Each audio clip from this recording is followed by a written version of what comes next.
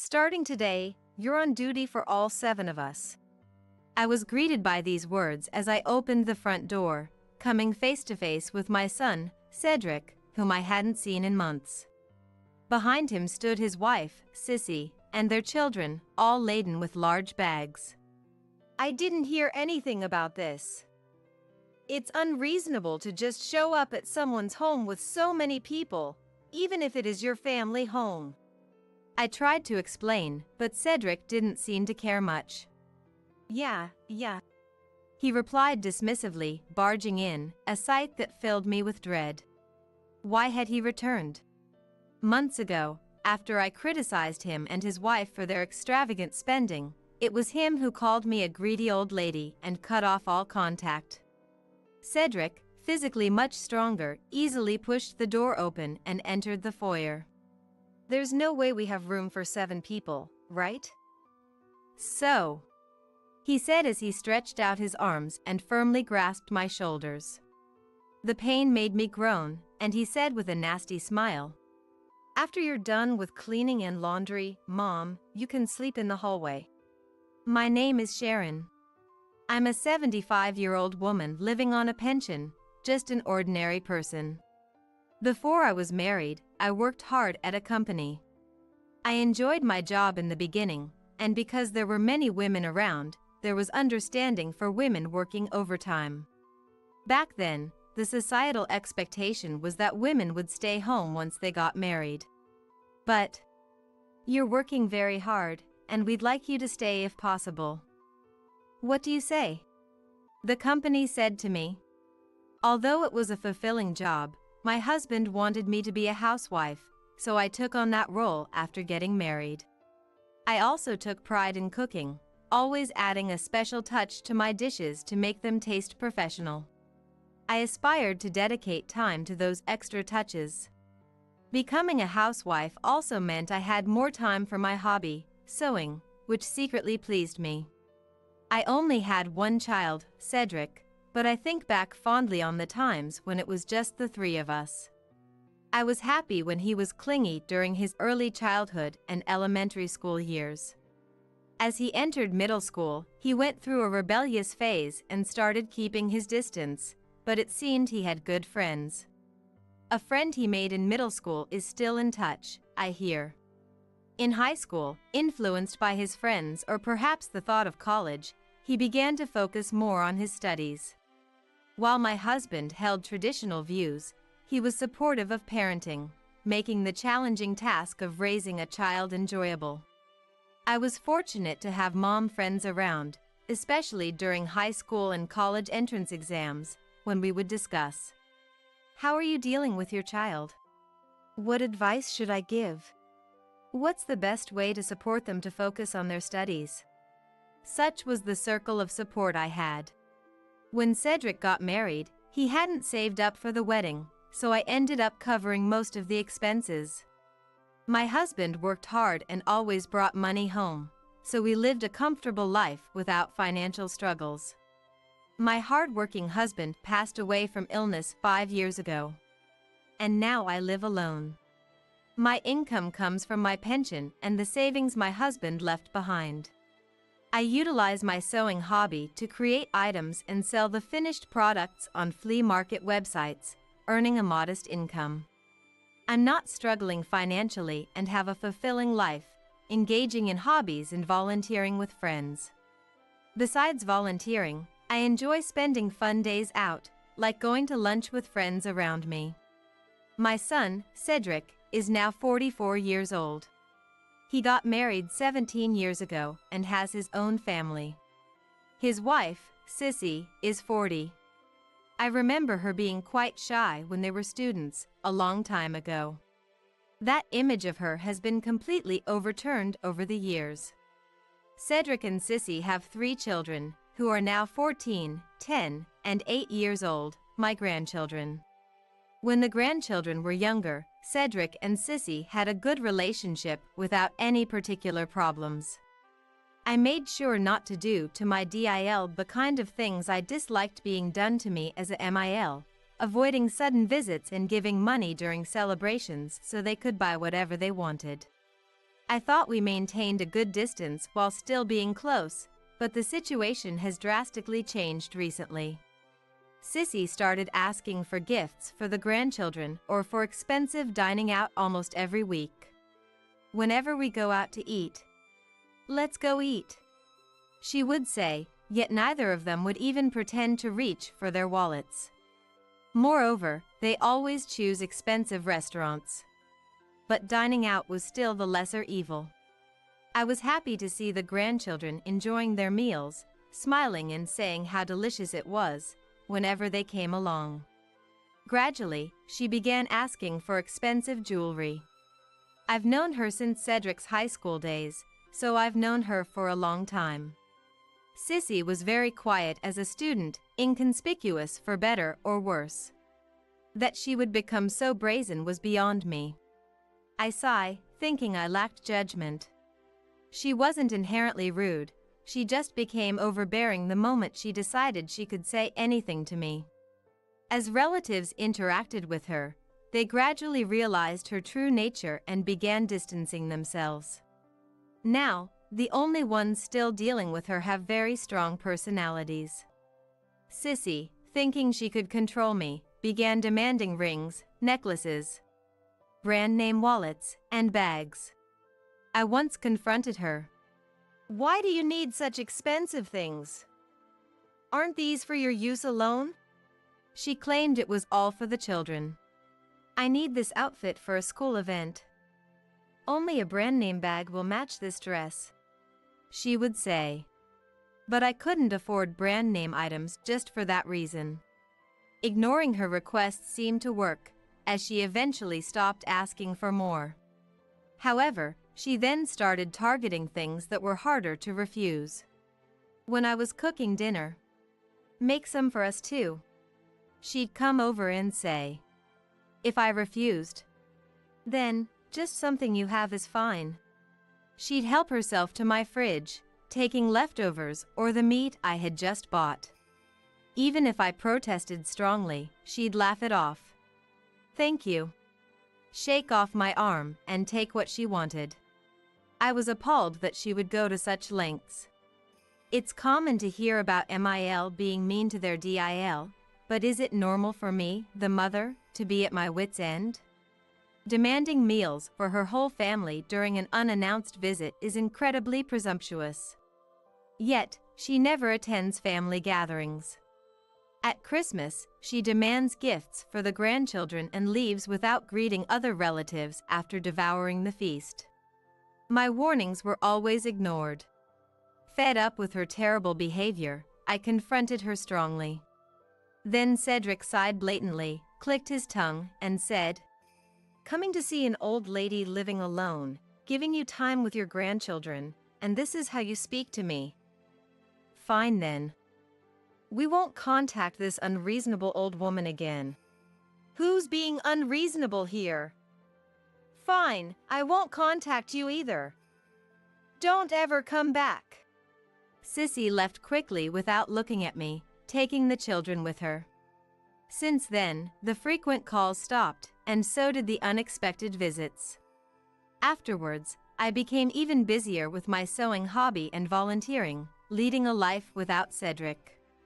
Surrounded by supportive friends, I continued to enjoy busy yet fun days, including regular lunches out. Having cut off contact with him, I was enjoying peaceful and calm days. Between my sewing hobby, volunteering, and lunches with friends, I was living happily with just the right amount of stimulation. During my volunteer work, "Sharon, thank you as always." I felt truly appreciated when people with disabilities would say. Being naturally sociable with many friends, I was blessed in that regard. I was used to my mobile phone ringing with messages from friends. About 3 years after my estrangement from Cedric, the house phone, which hadn't rung in a while, went off. It was Cedric. I had immediately blocked him on my mobile, but didn't know how to block calls on the landline. Wondering what could it be about after such peaceful years, I picked up the receiver. "Hello? Mom?" Cedric's voice could be heard. Then, from the other end of the phone, "Hey, did you get through to Sharon?" Sissy's voice was heard softly. He didn't bother with pleasantries. "I need money." He laughed, unabashed. As I was about to hang up, disheartened, Cedric sighed. "Actually, I got fired." "Eh?" Reacting might have been a mistake. Thinking I was receptive, he rushed to explain. "I was a bit ill and made some mistakes, leading to a major blunder. They told me to take responsibility. So, I was let go without even a farewell party." "That's tough. Keep your chin up." I said, though internally, I thought, so what? Predicting his next words was easy. As I tried to end the call, his desperate voice kept me on the line. It seemed he didn't expect an easy loan. "If not money, how about living together again?" "What?" "Mom, you can live happily with your adorable grandchildren, and we save on rent. We're family, we should support each other. I'll call back, so please clean the house for us." "Don't joke with me. Living with you would never make me happy. You're the one who wanted to cut ties, and now you come crawling back when you're in trouble? You should rely on Sissy, not me." Unable to stay silent at his selfishness, I raised my voice for the first time in a while. From afar, Sissy chimed in. "I'm already working full-time. But with 3 kids, we can't make ends meet, so we need Sharon's help. You do have some love for Cedric and the grandchildren, right?" "Love? No way. Living with you, I'd just be a housekeeper and you'd bleed me dry. I refuse to live together or give you any money. Don't ever contact me again." I slammed down the receiver, only for the phone to ring again instantly. Disgusted by the incessant ringing, I left the receiver off the hook. Anyone with something important to say could call my mobile. However, the attempts from Cedric and his wife to contact me didn't stop. Putting the receiver back after having it off the hook for so long only led to their calls coming through at random moments. Growing tired of ignoring them, I reached out to a businessman friend who's good with tech, asking over my mobile phone. "Hello. Can you teach me how to block calls on my landline?" 3 months of peace later, having nearly finished sorting out my house and while making a drawstring bag with my sewing, the doorbell rang unexpectedly. It was unusual for the doorbell to ring without any prior arrangement, so I checked the entrance camera. Cedric and his wife's faces were prominently displayed. A bad feeling was all that came to mind. If I let Cedric and his family in, it would surely lead to trouble. Intending to send them away, I said, "I'm busy right now. Can you leave?" But Cedric responded, "Don't be like that. We've come all this way. We have something important to discuss. Just hear us out." Revealing behind him, not just his family but also Sissy's parents. Cedric and his wife, their 3 children, and the in-laws, 7 people in total had come, each carrying large suitcases. Sending away in-laws felt too harsh, even for me. Turning away guests with big luggage could cause a scene at the doorstep, attracting unwanted attention from the neighbors. Reluctantly, and against my better judgment, I let them into the living room. I ushered Cedric and his wife along with the in-laws into the living room, letting the 3 grandchildren play upstairs. I could hear the children's laughter echoing down. Without consulting me, "Mom, let's live together. We've even brought our luggage, see?" Cedric said. I instinctively replied, "Living together is out of the question. Please take your things and go back." But he wouldn't back down so easily. He argued, "Mom, we're trying to be filial by living together. We thought we'd give you something to live for by taking care of the grandchildren in your old age. That's being filial, right? He said in a condescending manner. With a sigh of exasperation. Look, as you know, I'm 75 years old. It's impossible for me to take care of the grandchildren at this age. I said, disillusioned that our previous phone conversation seemed forgotten. The thought of depending on a self-centered Cedric was absolutely out of the question. Sissy added, Sharon, Cedric is right. Living together would make things easier for you, right? Seeing the grandchildren every day would make you happy, wouldn't it? I dreaded the thought of how much money and effort would be drained from me if I ended up living with Cedric's family. The thought alone was chilling. Sissy added, Sharon, you're already old and don't have much time left, so think carefully. If you live with us, you can dote on your cute grandchildren every day. She said. I had barely spoken to the in-laws since the wedding greetings, hardly even seeing their faces. The in-laws are child-centric, probably spoiled their only daughter, Sissy, quite a bit. Such Sissy, too, must have been raised indulged in her parents' distorted affection. Then Mariah, my MIL, added fuel to the fire. Look, Sharon. We both don't have much time left, so let's cooperate with our daughters. She said. It was indeed the in-laws. Their character must have significantly influenced her audacity. Though I don't know about their life, they seem to believe Sissy's word is law. With numbers on their side, they've become bolder.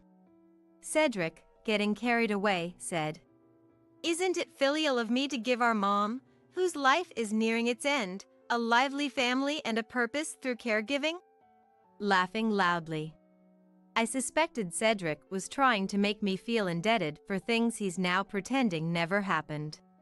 I was infuriated that he was dismissing all I had done for the grandchildren, using my money as if it were water because Sissy wanted it, because Cedric needed it. And Mariah echoed Sissy's words as if they were absolute. Sharon, our Sissy is a smart girl. Let's do as Sissy says. Smiling too brightly. That overly bright smile made me feel uneasy. That's why I had avoided the in-laws. And now, after not seeing them since the wedding. The nerve of the in-laws to approach so boldly is beyond irritating, it's downright audacious. I can't help but think the in-laws are quite brazen. Mom, we're here to live with you, to make you happier. From today, we're moving into this house. He continued with a smirk. Then, disrespectfully, we'll take your room, so you can sleep in the hallway from tonight. He said this, dismissing me. Sissy, smirking in agreement. Sharon, we're counting on you. She added. I couldn't stand being manipulated by Cedric's family and the in-laws any longer. I pushed past them and went back to my room upstairs. After quickly packing, I came down with my carry-on bag, surprising Cedric, his wife, and the in-laws. I'm leaving, so do as you please. I said. What? Cedric was speechless. Asking. What about the housework? Sissy panicked as well, saying. Exactly. I thought I'd finally be freed from household chores and could even reduce my part-time work. Hearing this confirmed they intended to treat me like a housekeeper. Cedric, jobless, and Sissy, only working part-time, couldn't possibly support their family's expenses. Sissy's brazenness left me speechless. Along with her PIL who were tagging along as an unwelcome bonus. I couldn't possibly take care of them all. I told Cedric and his wife. This house has become too much for me to manage alone. That's why it's already sold. You can live here if you want, but you'll need to buy the house back. The couple seemed confused by what I was saying. I continued. I've been planning to move out for 3 months now. He retorted. But there are still things in this living room. I replied. Those things were meant to be disposed of last. Most items here weren't needed for the new house. I'm throwing away what's not needed. What I need has already been taken to the new place. Then, if you want to live here, you'll have to buy the house back. Though it's well kept and close to the station, it won't be cheap. I added. The living room's interior was the only thing left because I planned to have it cleared out by movers after everything else was gone. That's why it still had some furnishings. Cedric and his wife pleaded further. Mom, I'm your precious son, right? And the kids, they're your adorable grandchildren. I couldn't help but laugh. My dear Cedric disappeared 3 years ago when we estranged. Why come to me now? Just go back to your original home, I said. There's no obligation for me to take care of a grown 44-year-old Cedric now. Hearing this, we've already terminated our apartment lease. Without a job, I can't pay the rent. Living on Sissy's income is tough. We have no choice but to rely on you, Mom, Cedric said. Despite his plea, I felt no duty to support Cedric's family and the in-laws. I dismissed his words. What are you talking about? Find a job, and if Sissy continues her full-time part-time work, you'll manage. Don't use unemployment as an excuse, get a job. I firmly pushed him away. My parenting days are over. I'm not obligated to support Cedric anymore. Cedric responded angrily.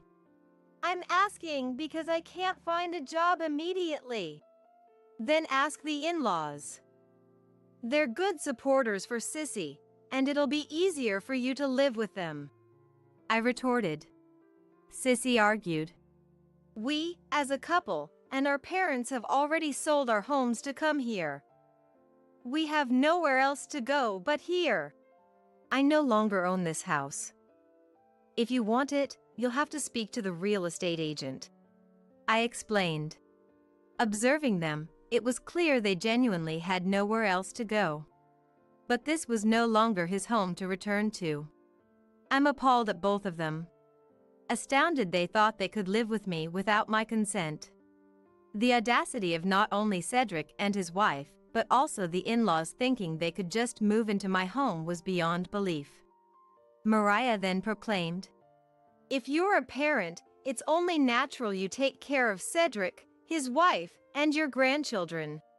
Her brazenness knew no bounds. So, I'm supposed to take care of the in-laws as well? If you're their parent, why don't you look after your daughter and her family?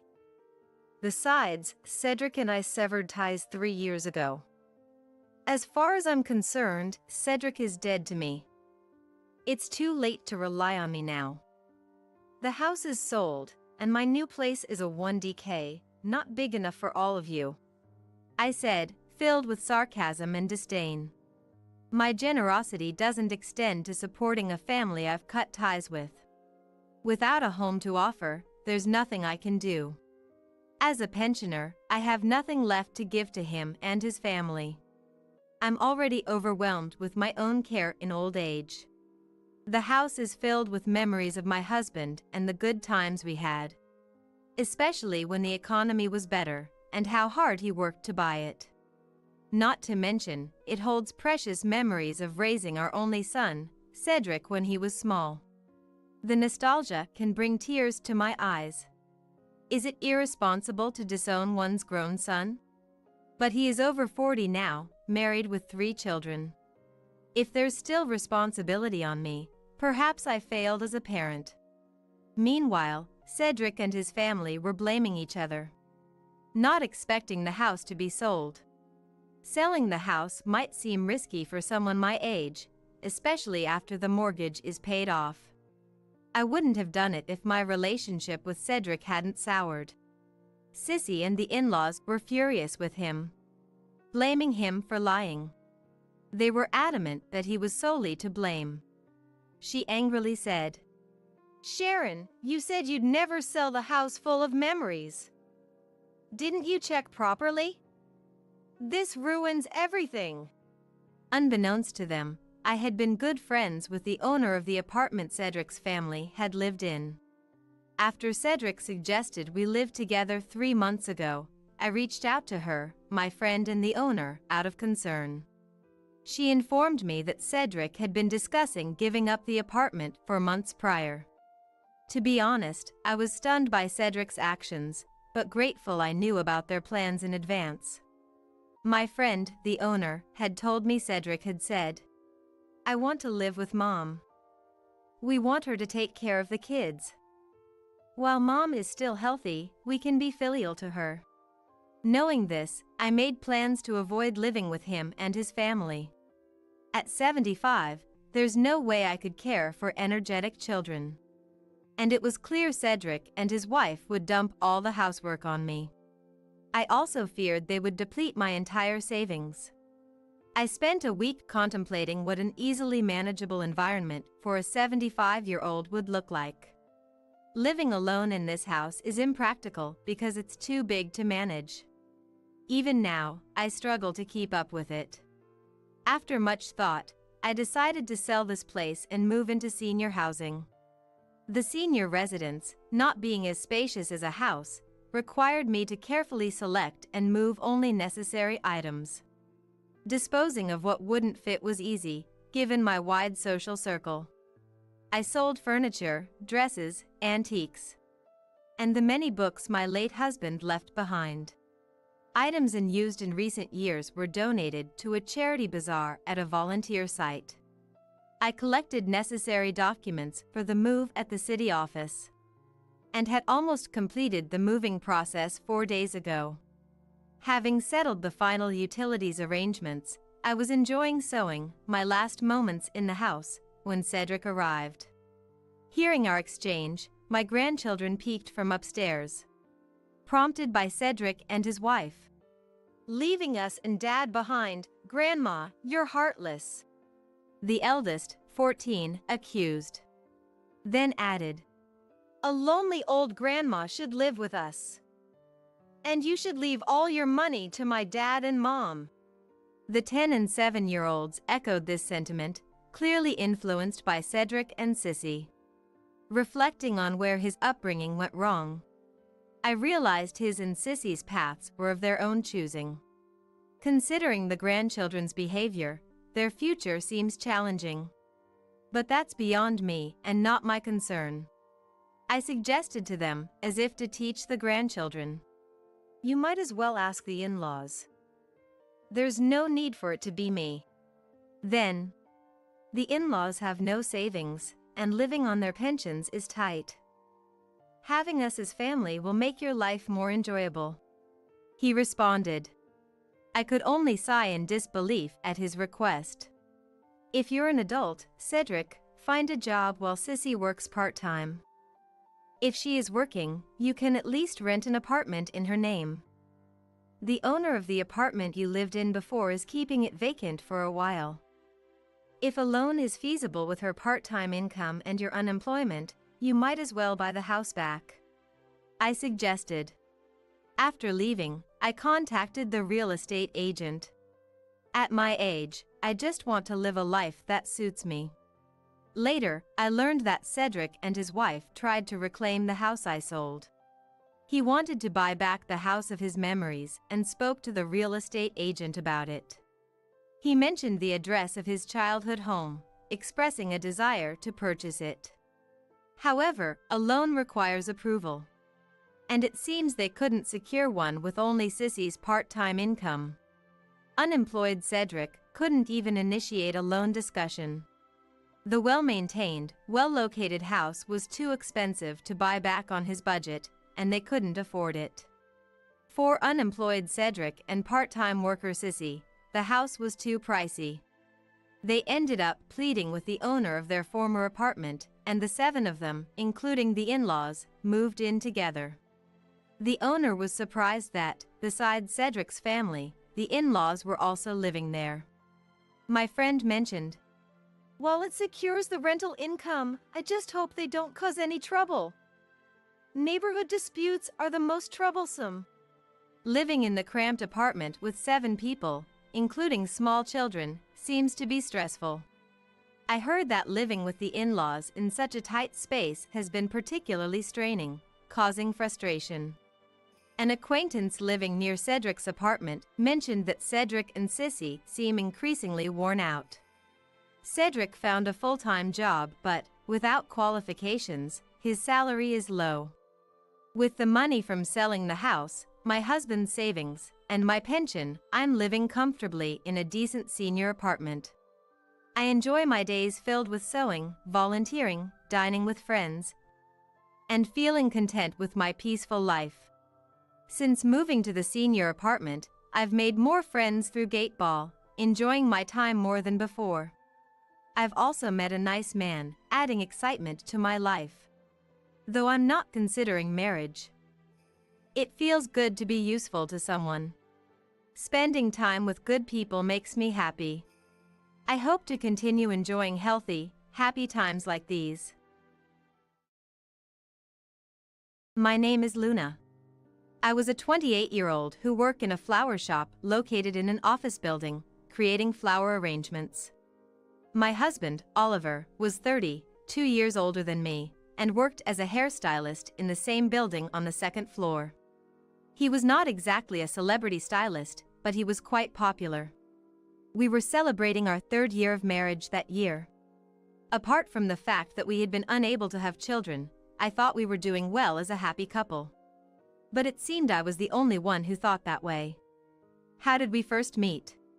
Oliver used to frequently buy flowers for his salon from the flower shop on the 1st floor. Initially wary of Oliver, who was skilled in conversation due to his job, I gradually found it natural to have him by my side. How long was it after we started dating? Oliver invited me to dinner at his parents' house, saying he wanted to introduce me to his family. There, Oliver's brother and his fiancée were also present. I had heard about Oliver's struggles being compared to his excellent younger brother, but his brother was unpretentious and amiable, easy to talk to. Handsome, good-natured, and dependable, his brother had it all. Can't blame the parents for comparing, really. His fiancée, too, was beautiful and seemed quite talented. A stunningly attractive couple. Sitting opposite them, I couldn't help but wonder if I would be compared to his brother's bride-to-be if I married Oliver.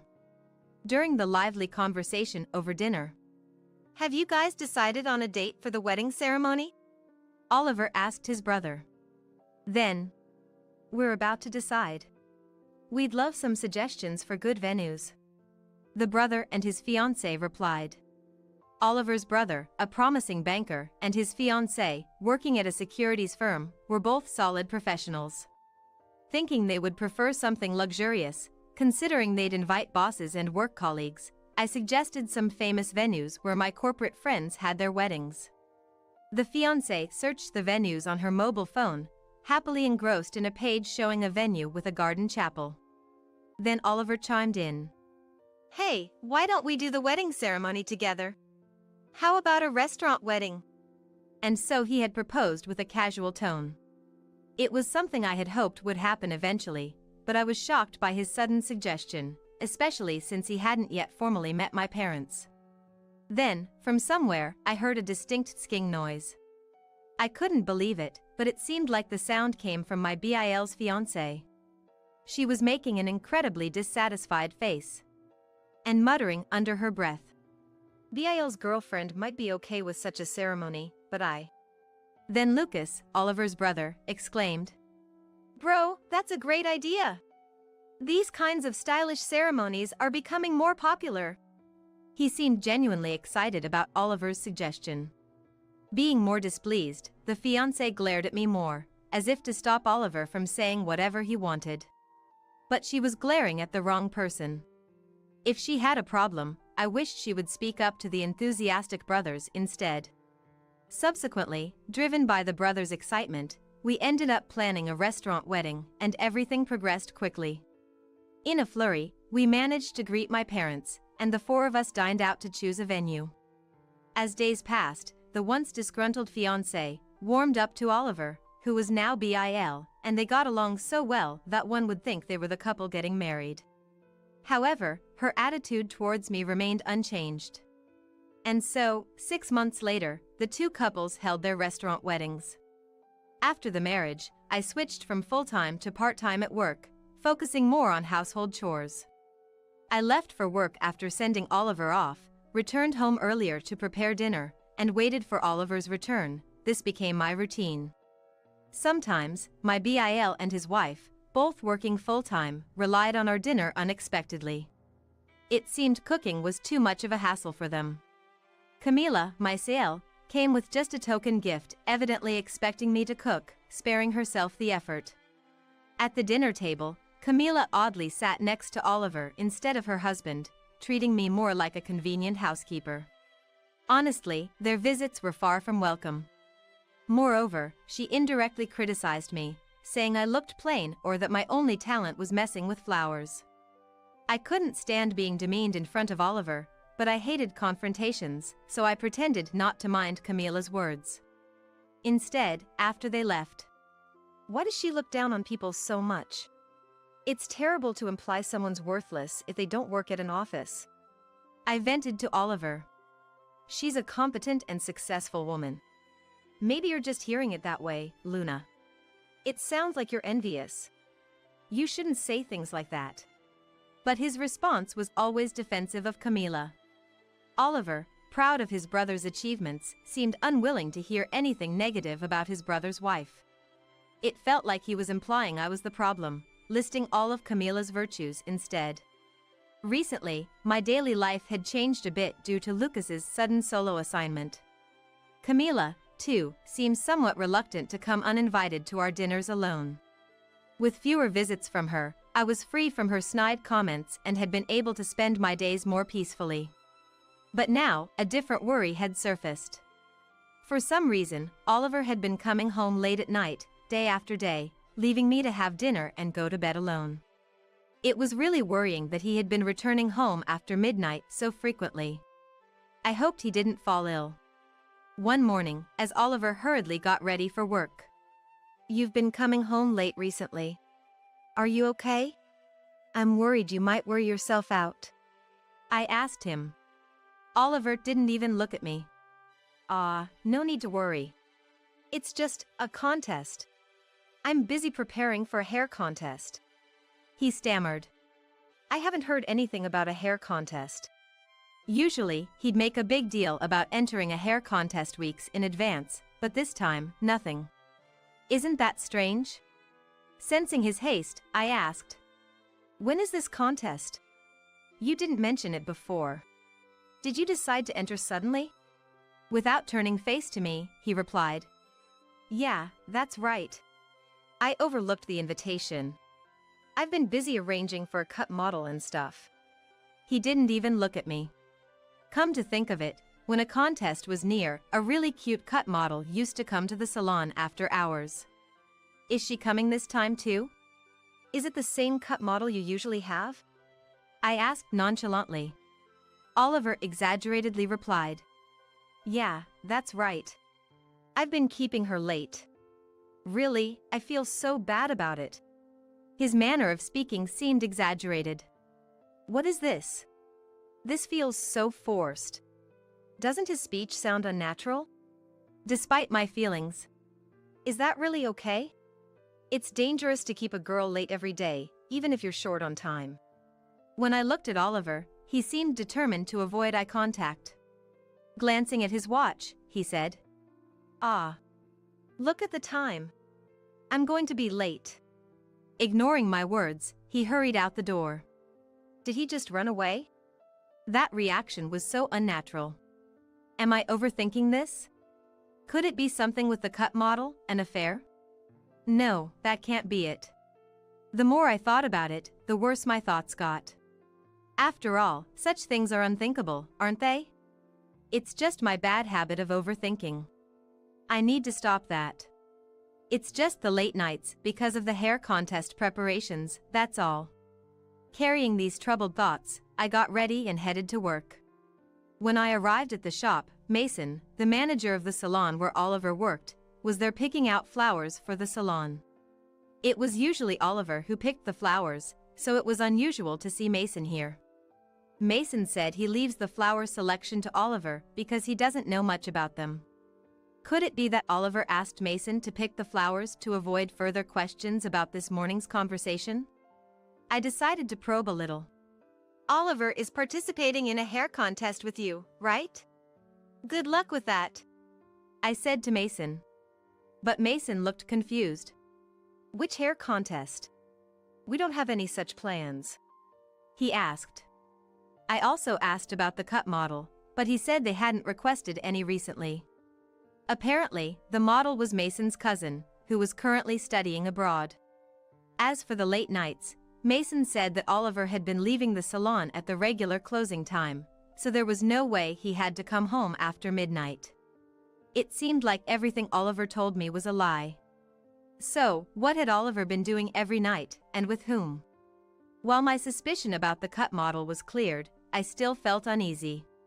Stunned and trying to grasp the situation. Should I subtly ask him about it? Mason offered. I thought about accepting Mason's offer, but would Oliver give him a straight answer? I felt like Oliver, being so good at talking, would give vague responses. It seemed more likely that something was going on. I didn't want to give Oliver any chance to concoct an excuse. I had to keep it a secret that I was aware of his lies and probing into the matter. I told Mason that I would handle it myself for now, and asked him to keep our conversation secret, saying I would seek his advice if needed. That night, I decided to wait for Oliver and ask him as if I was oblivious to everything. I doubted he would tell me the truth anyway. Around midnight, Oliver finally came home. While claiming to have been working late, he looked slightly startled when he saw me waiting up. I'm home. I'm exhausted. Finally got the new haircut done, he said, unaware that I knew everything. I wondered what kind of amazing haircut he completed. I asked Oliver, who was trying to mask his nervousness. You must be worn out. Hey, do you mind if I ask something? As I spoke quietly. What's up? What do you want to know? His voice trembled. Are you really working? Are you really preparing for a hair contest? Oliver replied. Well, of course I am. What else would it be? His unease was apparent. He seemed intent on sticking to his lies. In that case. Oh? What about cheating? Yes or no? I asked directly, and his face changed completely. What? Of course I'm not. Oliver began to get defensive.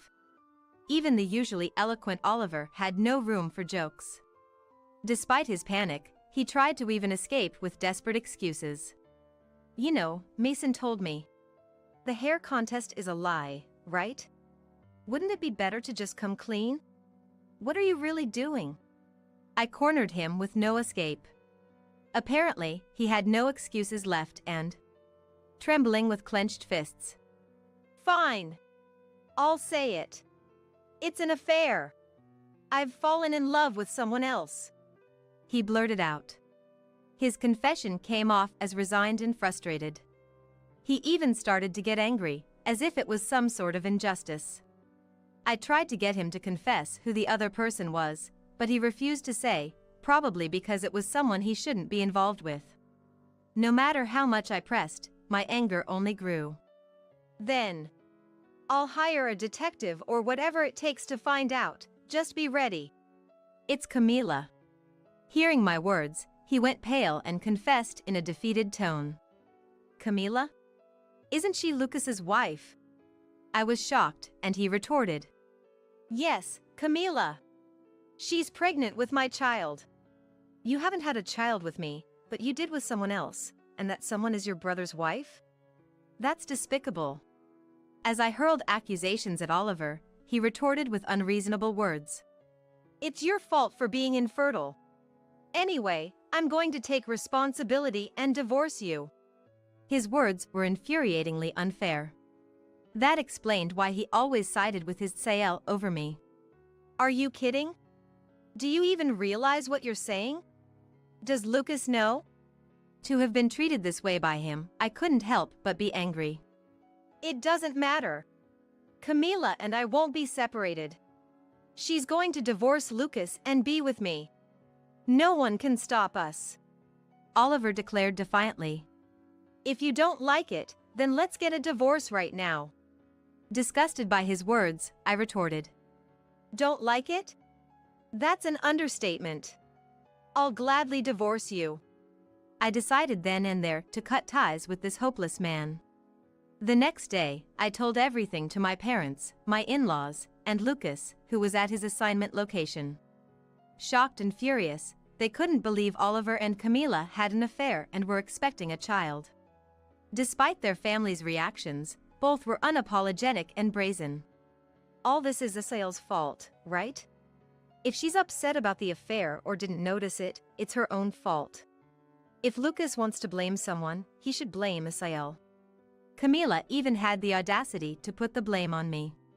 Their lack of remorse disgusted everyone.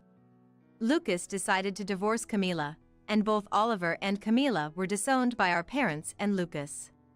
Later, when I reported the situation to Mason, the concerned salon manager, he was one of our recommended hairstylists. "This could affect our salon's reputation. I need to think about what to do with Oliver," he said while crossing his arms. 3 months later, after Camila's remarriage prohibition period ended, she and Oliver got married. Yet, for some reason, I was getting calls from Oliver on my mobile phone. I was at work, and as far as I was concerned, he was a person from my past. I had nothing to say to him, yet he kept calling persistently if I ignored him. Oliver, still somehow keeping his job under Mason's management and working in the beauty salon on the second floor, was someone I don't want showing up at the flower shop. Reluctantly, I answered the call. "Hey, can you help me out here?" His voice was weak and pitiful, a far cry from his earlier bravado. "Why should I? I have no obligation to help you. Can you stop bothering me during work?" As I was about to hang up, "Don't be so cold. Can I come over to talk?" Oliver appeared to really want to talk.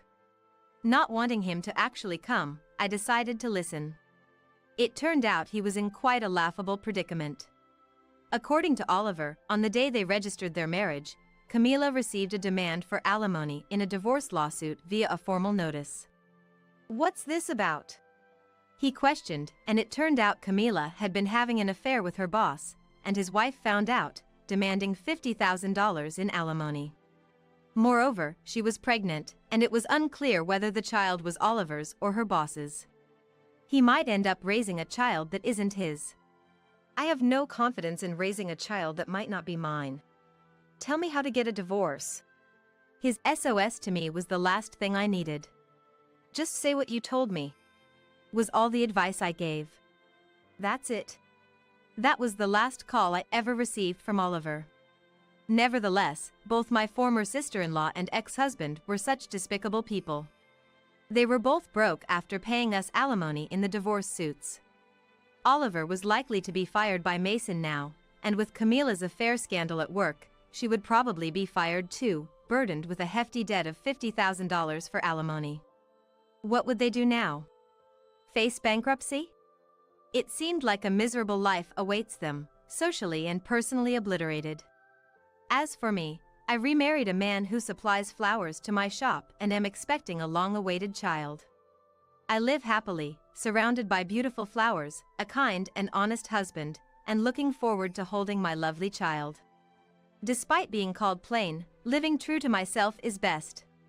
I've learned my lesson to stay away from smooth talkers and those who look down on others. Trash housekeeper!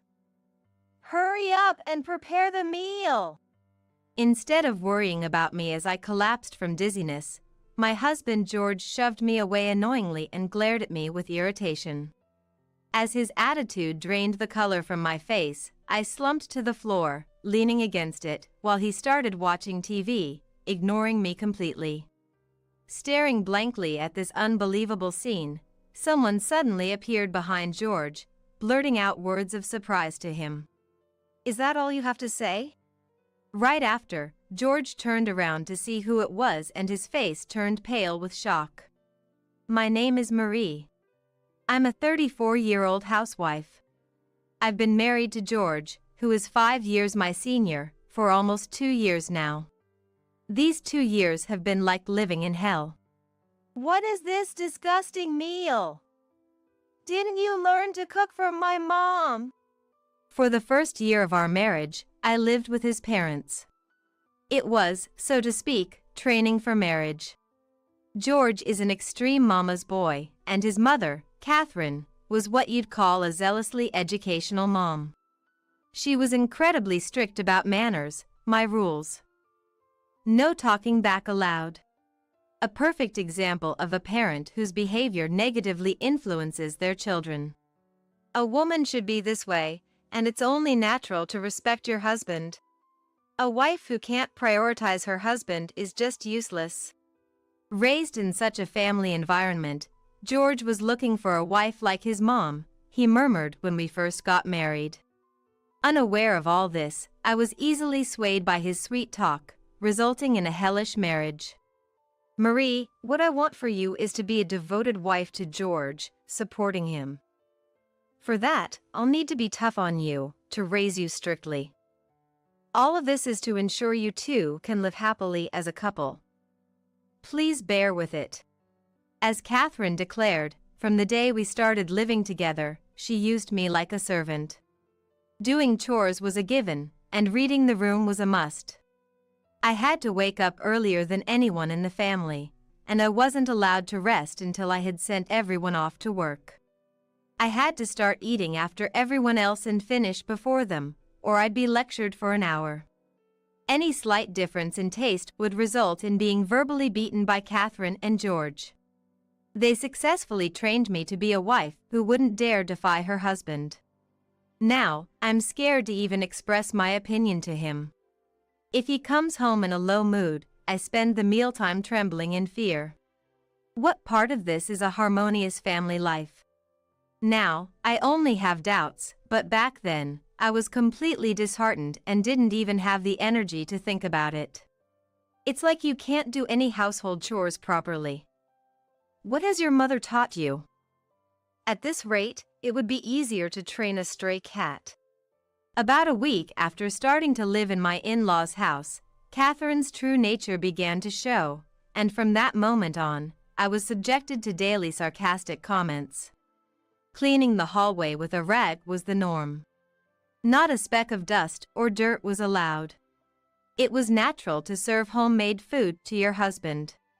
No matter how hard it was, cutting corners was not allowed.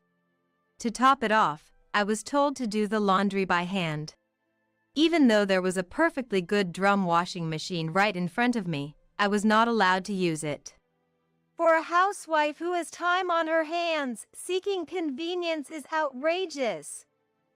A housewife is supposed to suffer through hand pain. You're the first daughter-in-law I've seen who only learns to take it easy. While complaining loudly, Catherine effortlessly used the drum washing machine right in front of me.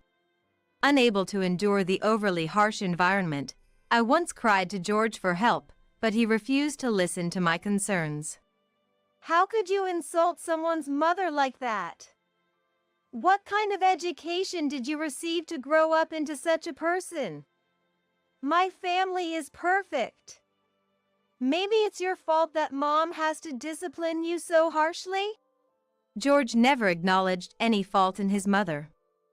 Instead, he frequently misused the word discipline, as if he thought of me as no better than a dog or a cat. Mom is right. There's nothing wrong with what she says. It's like he's a follower. Completely brainwashed, he wouldn't even pretend to listen to me, settling everything with "it's all your fault." This was also reported to Catherine, and from the next day I was forced to go shopping on foot. I was not even allowed to use public transport for shopping trips, no matter how far. I had to walk everywhere. From now on, live your life in a dress. The disorder in your lifestyle stems from your behavior. Welcome your husband home in a dress. Eat all your meals standing up. I won't allow you to sit in a chair. The level of harassment I faced as his wife was beyond what could be dismissed with just a quaint word. I thought about running away, unable to endure any longer, but I had no parents, and my only sibling, my brother Tony, was married and living in India. I had nowhere and no one to turn to for help. I cried every day and night, gradually wearing down mentally. By the time we finished our marriage training and started living together, I was emaciated. I was drained physically and emotionally. Honey, please. I feel sick. Can you let me go to the hospital? About a week after we started living together. I hadn't had my period, and I was plagued by daily nausea and headaches. I decided to talk to George about my poor health. There was no chance of pregnancy since we hadn't been intimate since getting married. If not that, then perhaps it was indeed an illness. The headache was too severe to even get up, and my body felt weak and unresponsive like anemia. My condition was clearly severe, beyond what could be endured quietly. When I spoke to him with a pale face, he responded with annoyance and refused my request. What do you mean by feeling sick? Be specific. You're always lacking in details. Are you even thinking before you speak? Raised spoiled by your parents, that's why you ended up like this. Thinking others will understand your feelings with just a little hint, that's why you can't manage yourself. I'm tired, you know. Don't waste my precious time with your words. Make your point quickly and specifically. Don't irritate me with every little thing. Hearing his sarcastic complaints made my ears hurt and worsened my headache. I regretted getting married in this insane situation. He never showed any signs of this behavior while we were dating, but as soon as we got married, this happened. He used to be kind, always sincere, and full of charm, popular at work. Marie is really clumsy and can't be left alone. I worked at the same company as George.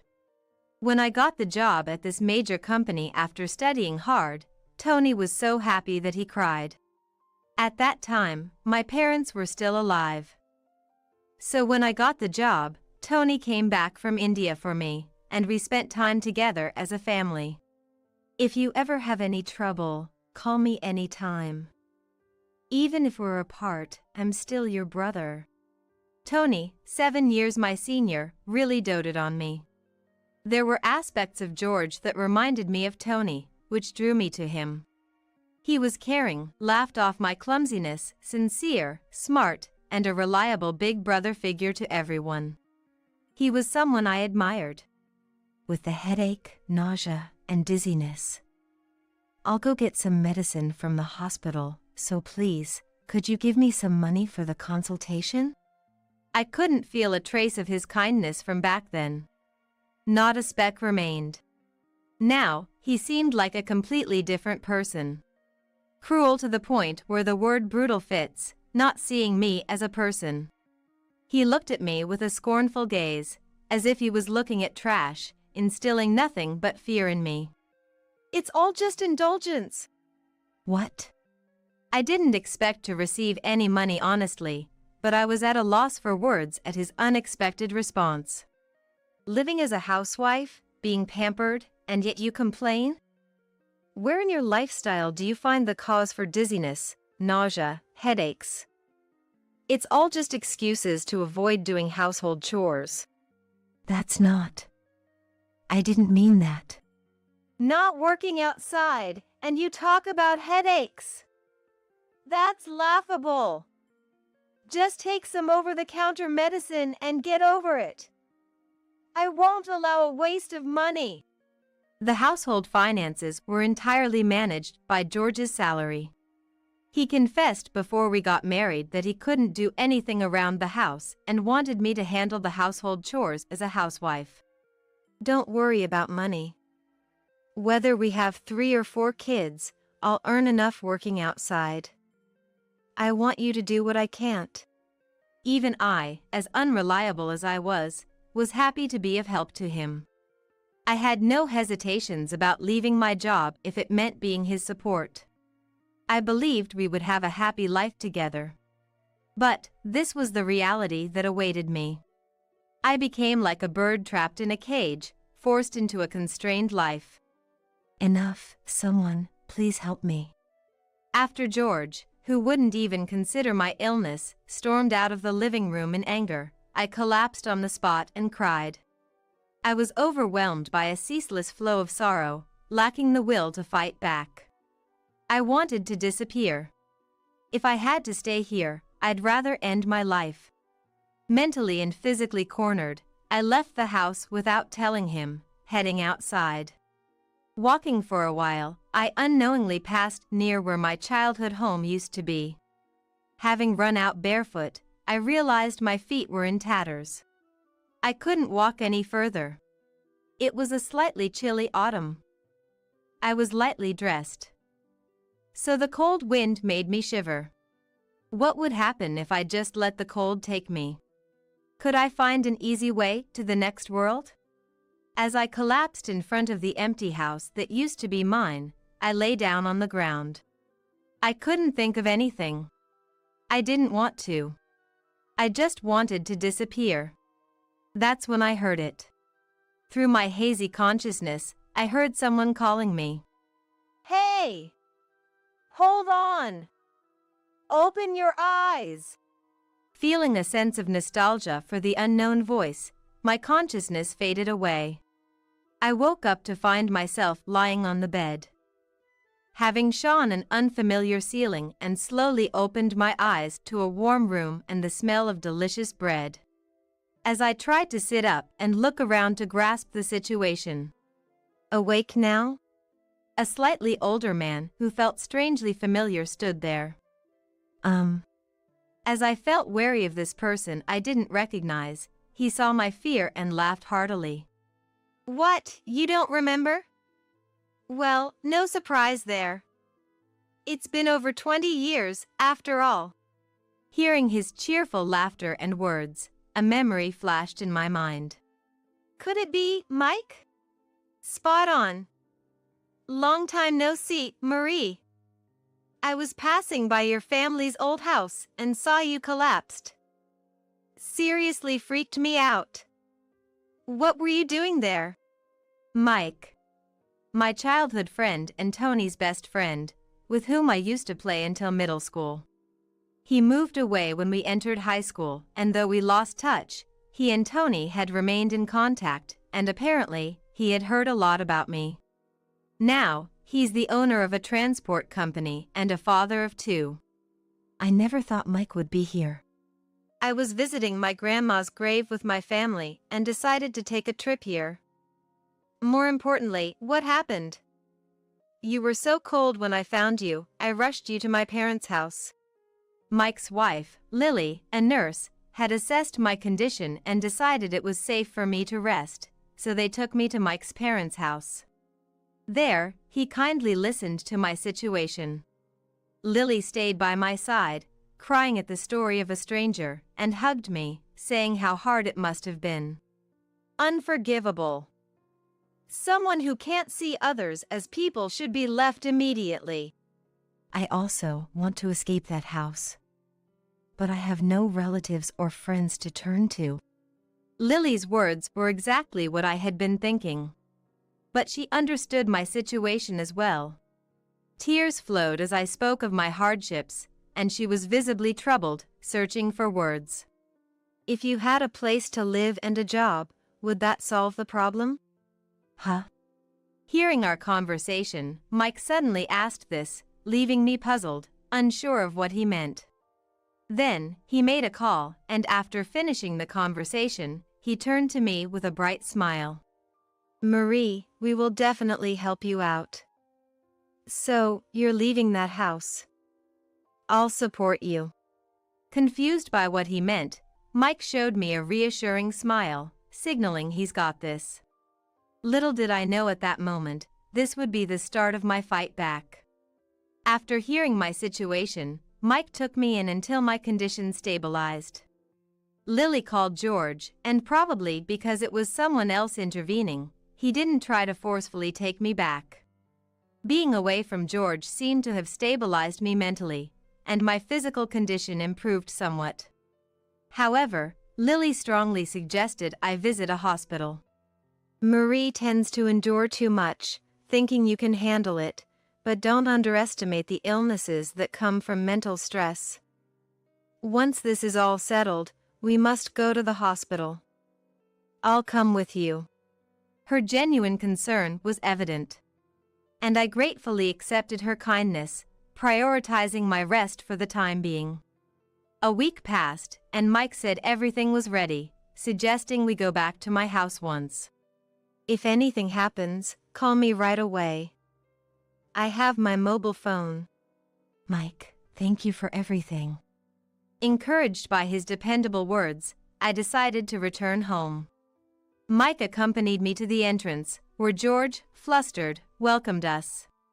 Marie, are you okay? How's your health? Anything wrong? George, unlike his usual stern self, seemed to be playing the devoted husband, concerned for my well-being. His drastically changed demeanor filled me with fear. He hugged me as if to take me away from Mike, letting out a sigh of relief. Marie, I was wrong. I failed to empathize with your suffering, and I'm responsible for the pain I caused. I'm truly sorry. Thank you for coming back. Frozen by his unexpected words, I met Mike's gaze, who silently mouthed "Be strong" to me before discreetly leaving so as not to arouse George's suspicion. Once Mike was out of sight, George stepped back and, ruffling his hair in frustration, let out a big sigh. You know what you've done, right? His words, muttered with annoyance, froze me with fear. His tone was now cold, as if he was bothered by the inconvenience I brought. Hesitant to enter, George forcibly pulled me inside and roughly let go of my hand. Relying on some guy I don't even know. I never thought you were such a shameful woman. His hurtful words brought tears to my eyes. Despite my resolve to be strong upon returning, his gaze and harsh words made me tremble uncontrollably. I'm scared. I want to leave. It's too hard. As these thoughts swirled in my heart, my vision darkened with dizziness. As I leaned on him, about to fall, he pushed me away in disgust, spitting out words with annoyance. Stop with the act. I don't even want to touch someone as filthy as you. Pushed by him, I stumbled against the wall and collapsed in the hallway. Without a care for me, George turned on the TV, lounged on the sofa, and ordered me to do housework. Housekeeper, get the meal ready. Because of you, I haven't had a decent meal in a week. Cooking and laundry are all you're good for, so hurry up and get it done. Looking around, I saw piles of laundry and dishes left out. The house in complete disarray. I can't do this anymore. I can't go on with this person. I want a divorce. Just as I thought this, someone approached George from behind and spoke up. Is that all you have to say? Shocked by the familiar voice, George slowly turned around to see the person standing there, his face draining of color. Tony! Why are you here? There stood Tony, supposed to be in India, his presence bringing panic to George's face. Never mind that. What the hell have you been doing to my sister, huh? Tony's intimidating presence made George tremble with fear. Tony, who had been working in civil construction in India, had grown bigger and more robust since leaving the U.S. It was no surprise that George, with his slender frame, would be intimidated by Tony's approach. Especially considering Tony's disdain for people who behave inhumanely. George's actions were unforgivable in Tony's eyes, making his anger entirely justified. No, I was just educating my wife or guiding her. I never knew that pushing a sick woman was part of educating your wife. George desperately tried to justify his actions. At that moment, Mike, who had supposedly left, peeked into the living room, flashing a refreshing smile and addressed George. What are you doing here? How did you get in? How? The door was unlocked. You have to check these things. Even with autolock, it won't work if the door isn't properly closed. What he pulled out was a thin handkerchief, stained as if it had been wedged in something. No way! When you hugged me, I dropped it on the floor so the door wouldn't close. That way, Mike and the others could easily get into the house later. Supported by Lily, I managed to stand up, despite feeling dizzy. George's expression, as he alternated between looking at me and Tony, was filled with panic and fear. Realizing the trick Mike and I had used to enter and that this had been planned from the start left George in shock. He had always left security concerns to me, so it was clear he wouldn't have checked the lock himself, assuming the door would lock automatically. He never worried about it, which was easy to predict. I've heard all about it from Marie and Mike. You seem to have taken good care of my sister while I was in India. I've recorded this entire conversation. Marie has been meticulously keeping a diary of everything, and we've recorded all texts and calls from you. All of it has been submitted to a lawyer. We'll be demanding compensation for everything, including Marie's health issues. From now on, you'll deal with a lawyer regarding the divorce. Don't you dare come near our family ever again. Everyone glared at George, protecting me and ensuring he had no allies. Tony spoke for me, preventing George's sweet words from swaying me. Hearing the word divorce, George became frantic, reaching out to cling to me. Wait. Please reconsider the divorce. I can't live without Marie. I need her to survive. George desperately tried to portray himself as pitiful. It was clear he needed me for various reasons, but his words no longer reached me. His true intention was to use me, to live comfortably at my expense, and to vent his frustrations on me. I knew what his sweet words really meant, and I wouldn't be fooled again. Mike and Tony bravely intervened to stop George's desperate attempts to win me back. From behind them, I finally voiced my long-suppressed feelings towards George with a coldness I had never shown before. With you, I never had a moment of happiness in our marriage. It was a daily struggle, thinking only of escaping. Who would want to stay in such a home? I want nothing to do with you from now on. Don't you dare come near me or my loved ones ever again. Perhaps because I had never shown my emotions like this before, George stopped resisting in shock.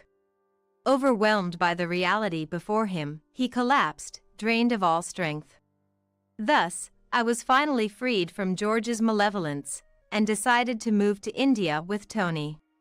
After things settled down, I went straight to the hospital with Lily by my side, and was diagnosed with depression. Mike suggested that it would be best for my recovery to stay at his place for a while before starting a new life, and I gratefully accepted his offer. We're here for you. You can rely on us for anything. If that husband of yours tries to barge in, I'll kick him out myself. Just leave it to me. Tony and I deeply appreciated their reassuring words and kindness. The reason for Tony's return to US was a call from Mike, who had been on the phone with Tony at that time, informing him of my situation and convincing him to come back immediately. Why didn't you rely on me? Although Tony scolded me upon his return, knowing I struggled to ask for help, he also apologized for not coming to check on me sooner in US and hugged me tightly, apologizing repeatedly. Thanks to Tony's quick actions in arranging a lawyer and accommodation, the situation was resolved smoothly. From now on, live with us over there. Learning a foreign language might be tough, but my wife and friends will give you all the support you need, so don't worry." Saying so, Tony offered me a job at his company, where his colleagues welcomed me warmly. As for George, he and his mother were sued for moral harassment by us and are now chased by debts. After explaining everything to my former colleagues before leaving US, George lost his position at his company. Losing his credibility, life at the company became difficult for him, leading to his resignation. He now lives at his parents' home, scraping by on day-to-day jobs.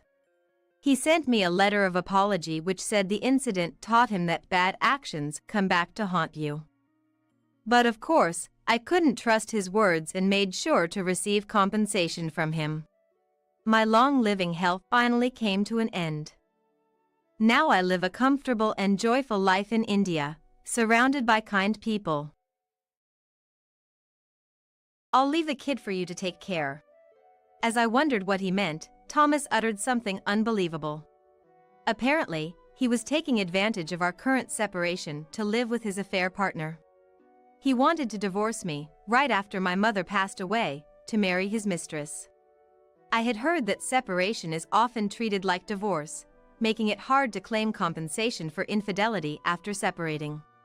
Not caring anymore, I hung up the phone. 3 days later, I had 23 missed calls from Thomas on my mobile phone.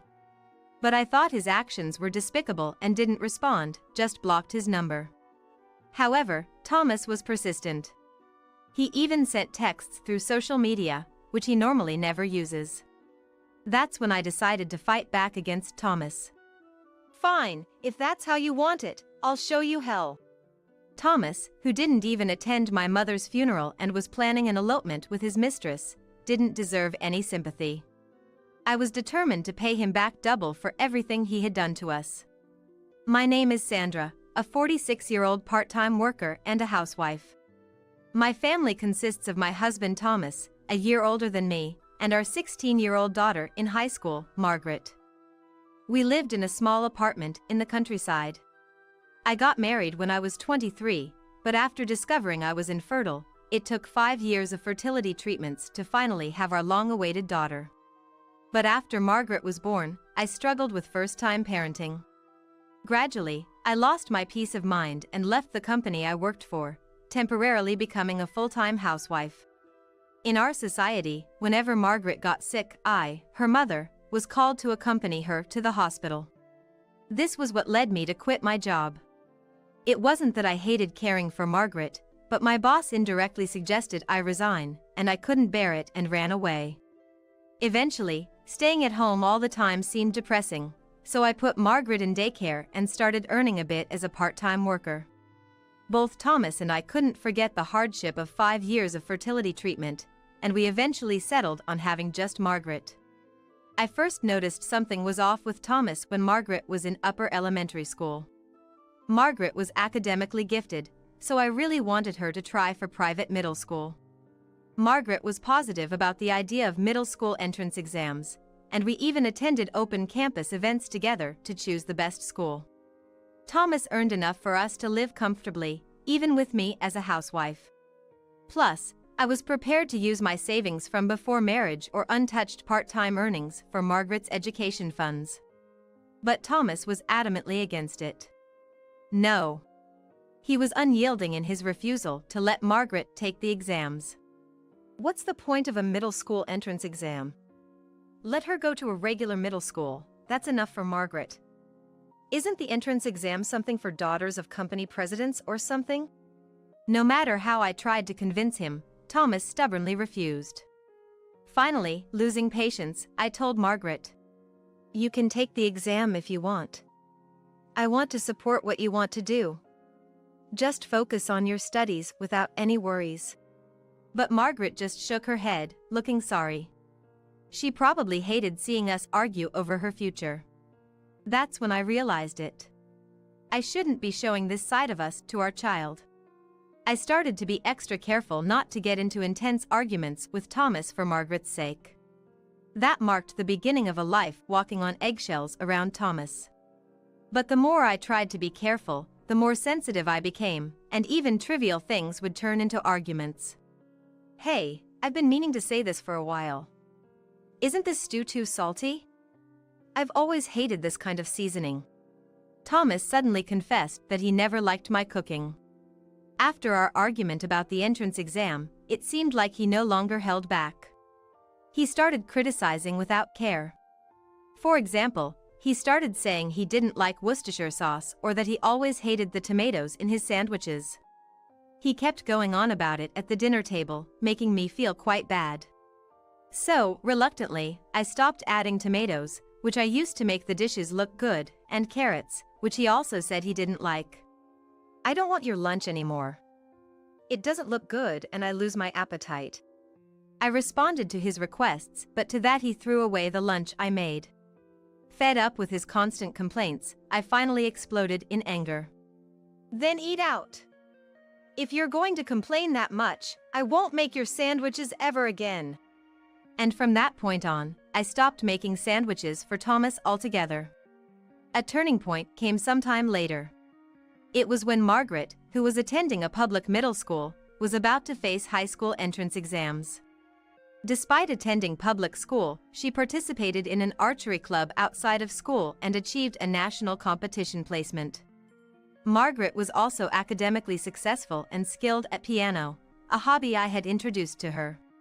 She always looked forward to her weekly lessons. She was an all-rounder, diligent, and even serving as the vice president of the student council. Although I had reluctantly made her give up on middle school entrance exams, I hoped this time she could attend the high school of her choice. When I asked about her preferred high school, she named a renowned private school within the state. I wasn't sure if I should say it, but I really want to go here. It's a prestigious school for archery, and I'll work hard for it. I nodded emphatically at Margaret's words. Margaret had started to accommodate her father Thomas, always putting herself last. She would decline offers to buy books or clothes she wanted. It's okay. Even when I gave her these as birthday gifts, she looked apologetic. Seeing my child like this filled me, as a mother, with a sense of helplessness. That's why I wanted to make her bravely spoken dream a reality. I reassured her that we could afford it with my savings and education insurance. However, when I informed Thomas about Margaret's educational aspirations, predictably, he flatly refused. No way. Attending a private high school in the state means she can't commute from here. So, she'll need a dorm or an apartment, right? I won't allow it, it's a waste of money. His words infuriated me. Calling the education expenses for our only daughter a waste? I couldn't hold back. You opposed to her middle school exams too. Why do you always say such things? Doesn't she deserve to live her life the way she wants? But my words seemed to have no effect on Thomas. He sighed theatrically and exclaimed, No, private school and living alone as a high school student are a waste of money. If she doesn't go to a local public high school, I won't support you guys financially anymore. At that moment, I snapped. Fine, have it your way. But don't complain about whatever we decide to do. I'll figure it out, so you go ahead and apply to the high school you want. There's no need for you to compromise this time. Okay? Do as you wish. I encouraged Margaret again, but she looked worried. But she hesitated. Even so, I repeatedly reassured her. It's okay. And it seemed that Margaret had made up her mind. The following spring, Margaret successfully got into her first-choice high school. Mom, I did it. Margaret returned from school with a beaming smile and shared the news. There's no parent who wouldn't be overjoyed at their child's successful high school entrance. I made a red velvet cake and praised her like crazy.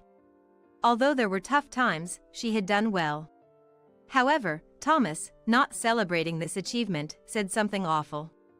As promised, you take care of Margaret and yourself from now on. I won't contribute to the household expenses anymore. And just like that, he coldly stated his decision and stopped providing for the household expenses. Margaret would be moving into the high school dormitory soon. For me, knowing that my parenting phase was somewhat coming to an end and having already decided to work as a regular employee at a hospital where an acquaintance worked, I didn't think I would struggle financially. Therefore, Thomas's words and actions didn't bother me anymore. Months had passed since Margaret started high school. She had adapted to her new life, and I was relieved to hear that. I was working part-time, similar to full-time hours, at a hospital where an acquaintance worked, with an expectation of being made a full-time employee soon. I thought we wouldn't struggle financially. Thus, Thomas's words and actions didn't bother me anymore. Although Thomas and I hadn't divorced yet, we had been living separately for months after he moved out to a different apartment. I was busy with my new life, but realizing I could live without Thomas, I planned to divorce him as soon as everything was ready. I assumed Thomas wouldn't want to continue this separation forever either. Believing this separation would end one way or another, I went to the city office to get divorce papers.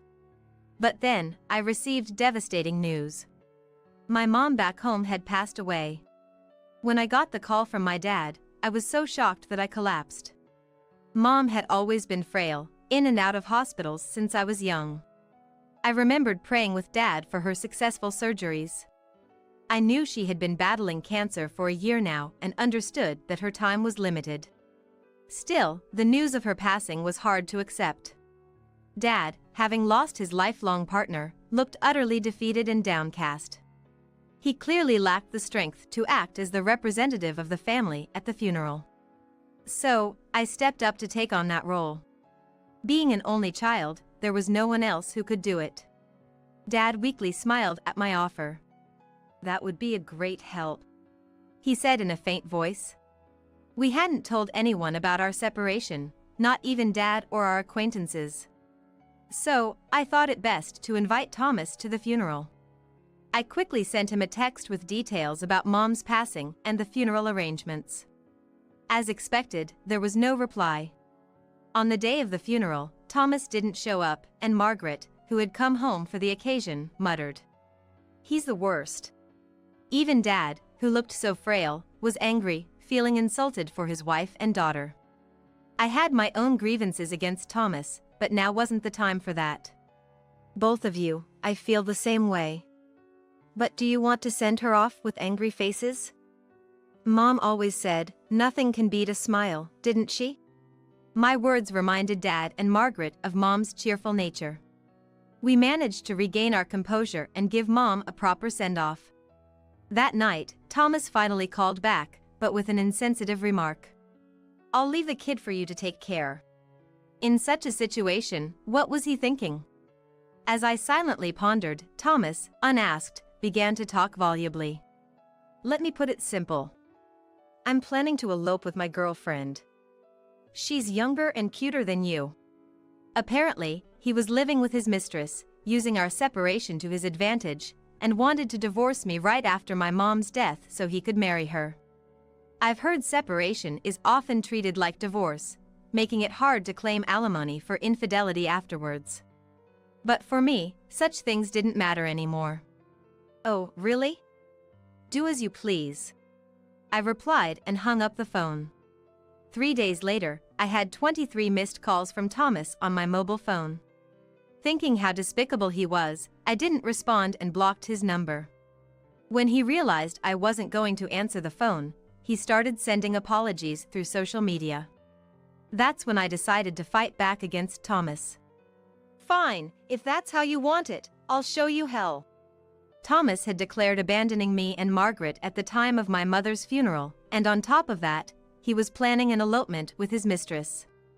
Mercy was unnecessary for someone like him who had mistreated us. I decided to pay him back double for everything he had done. I immediately texted to Thomas. "Let's meet tomorrow." The next day, I waited for Thomas at the cafe where we had agreed to meet. A few minutes later, Thomas arrived in a hurry, his face pale and clearly agitated. I had nothing to say to him. So, I just silently, or perhaps glaringly, stared at him. Thomas, unnerved by my uncharacteristically explicit attitude, slowly began to speak. "I truly regret not being able to attend your mom's funeral." but there's a reason. I'm a bit shaken, it was just bad timing. Curious, I listened to his explanation. Apparently, one of Thomas's relatives had collapsed and was in critical condition, needing surgery to have a chance of survival. So what? If surgery is the only option, then just do it. What does that have to do with anything else? Thomas's face twisted in anguish as he replied. It's a complex surgical procedure that can't be done in a normal hospital. So, it's going to be expensive, and insurance won't cover it. According to Thomas, it was an advanced medical operation that had to be paid entirely out of pocket. His family decided to pool money, and Thomas had to contribute around $10,000. I was astounded. How could he so easily spin such lies? It's not Betty or Richard, it's some relative I've never even met, right? When I coldly responded, Thomas turned red with anger. Don't be so cold. You, who just lost your mother, should understand my feelings. I understood, but it was an entirely different issue. First of all, the timing of your relative's illness right after my mother's death is suspicious. And is it really a disease that requires advanced medical treatment? What's the diagnosis? How much will the surgery cost in total? As I pressed him with my thoughts, Thomas stumbled over his words and fell silent. My family, being well-known local landowners, had savings close to $1 million, which I was aware of. Even though Thomas might not know the details, he knew my family was wealthy, so I suspected he was after the inheritance. Given his past behavior, I couldn't trust him, even if he genuinely needed a significant amount of money for a medical issue. I sighed exaggeratedly and then continued. What you and I need to discuss are divorce, custody, and division of assets. That's all. But then Thomas pleaded. Wait. I'll never do anything to make you sad again. Reconsider, please. His face was contorted, clearly desperate to change the situation. I spoke again, more firmly. I can't have any hope for a future with you anymore. If you feel sorry, please proceed with the divorce. Saying that, I stood up, paid only for my coffee, and left. That night, Thomas unexpectedly showed up at our house. Hey, I know you're in there, open the door. When Thomas left to start our separation, he said he'd never return and left the keys, so naturally, he couldn't get in. However, at that moment, I was in the bathroom and didn't notice Thomas's arrival. It appeared that Margaret had responded instead, and when I noticed something was amiss and went to the front door, I saw the two of them. Margaret was home for the summer holidays, and had been staying with us since the funeral. What I saw was Thomas deeply apologizing and Margaret standing tall, looking down on him. What's going on? Thomas, what are you doing here? Thomas looked up, begging for forgiveness. Please, I'm begging you. Can you just lend me $10,000 as an advance on the property division? I thought he had come to apologize, but he was still asking for money. It became clear that Thomas didn't care about me or Margaret. Frustrated, I almost let my anger take over but managed to hold back. I wanted to yell and drive him away, but I knew running away wasn't an option anymore. For Margaret's sake, this separation needed to be resolved quickly. After taking a deep breath to calm myself, I said to Thomas, "That's irrelevant now. I already told you I wouldn't help you out with that. We handled my mother's funeral with my relatives, and you were not involved. Therefore, I don't see any need to care for a relative of yours I've never met." Thomas seemed to lose his words in response, as if he had nothing to say back. Thomas had always been hands-off with my family matters, whether it was hospitalization or funerals.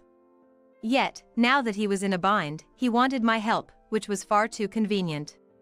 Realizing that nothing he said would change my mind, Thomas turned to Margaret. "Margaret, you tell Mom too. To you, a relative of your father is family too, right? Come on, please.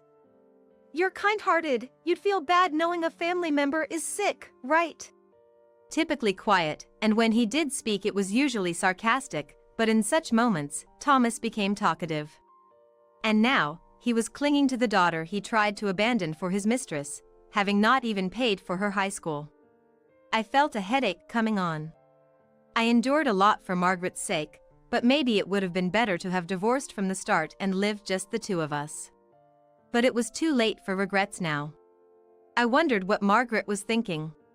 Maybe she'd be moved by her father's words and try to persuade me. But as embarrassing as it was for me to have even considered that for a moment, Margaret responded with a resolute expression. "Who are you?" Both Thomas and I were stunned by her response. It wasn't rejection or comfort, but a denial of his very existence. Watching Margaret's composed face, I felt relieved. Impressed by the strength of my grown-up daughter, Margaret continued without looking at Thomas. "You said you're leaving the kid to mom, right? So, you've essentially abandoned your parental rights. You're divorcing mom and going with your mistress, aren't you?" It seemed Margaret had overheard my phone conversation with Thomas. I thought I had been discreet, but she must have had her own thoughts about her father not attending the funeral. To her, a man who was separated and unfaithful, saying he didn't need her, was nothing more than a stranger. She declared him an outsider. That left Thomas utterly devastated, frozen in place. Margaret sighed deeply and glared at him. "After all the obstacles you've put in my path, don't try to act like a father now. To me, the only parent is mom. I don't care about someone who didn't even show up for my beloved grandmother's funeral." Thomas stayed motionless for a while, but gradually seemed to grasp Margaret's words. Rising up with a furious look, he stared at Margaret. "You ungrateful child! Do you know how much I've sacrificed for you? If you're going to say that, then pay back all the school fees I've paid up till middle school." How childish was he? Who demands repayment for raising their own child? It made me nauseous to think he was my husband. Thomas, about to say something more, stepped closer to us. Margaret, sensing fear, stepped back. But just then, we heard the siren of a police car and saw it stop in front of the apartment. Thomas halted his advance and slowly turned around. Outside, the people I faced were our neighbors, their expressions even more daunting than Thomas's. Caught up in the commotion with Thomas, I hadn't realized I left the front door open.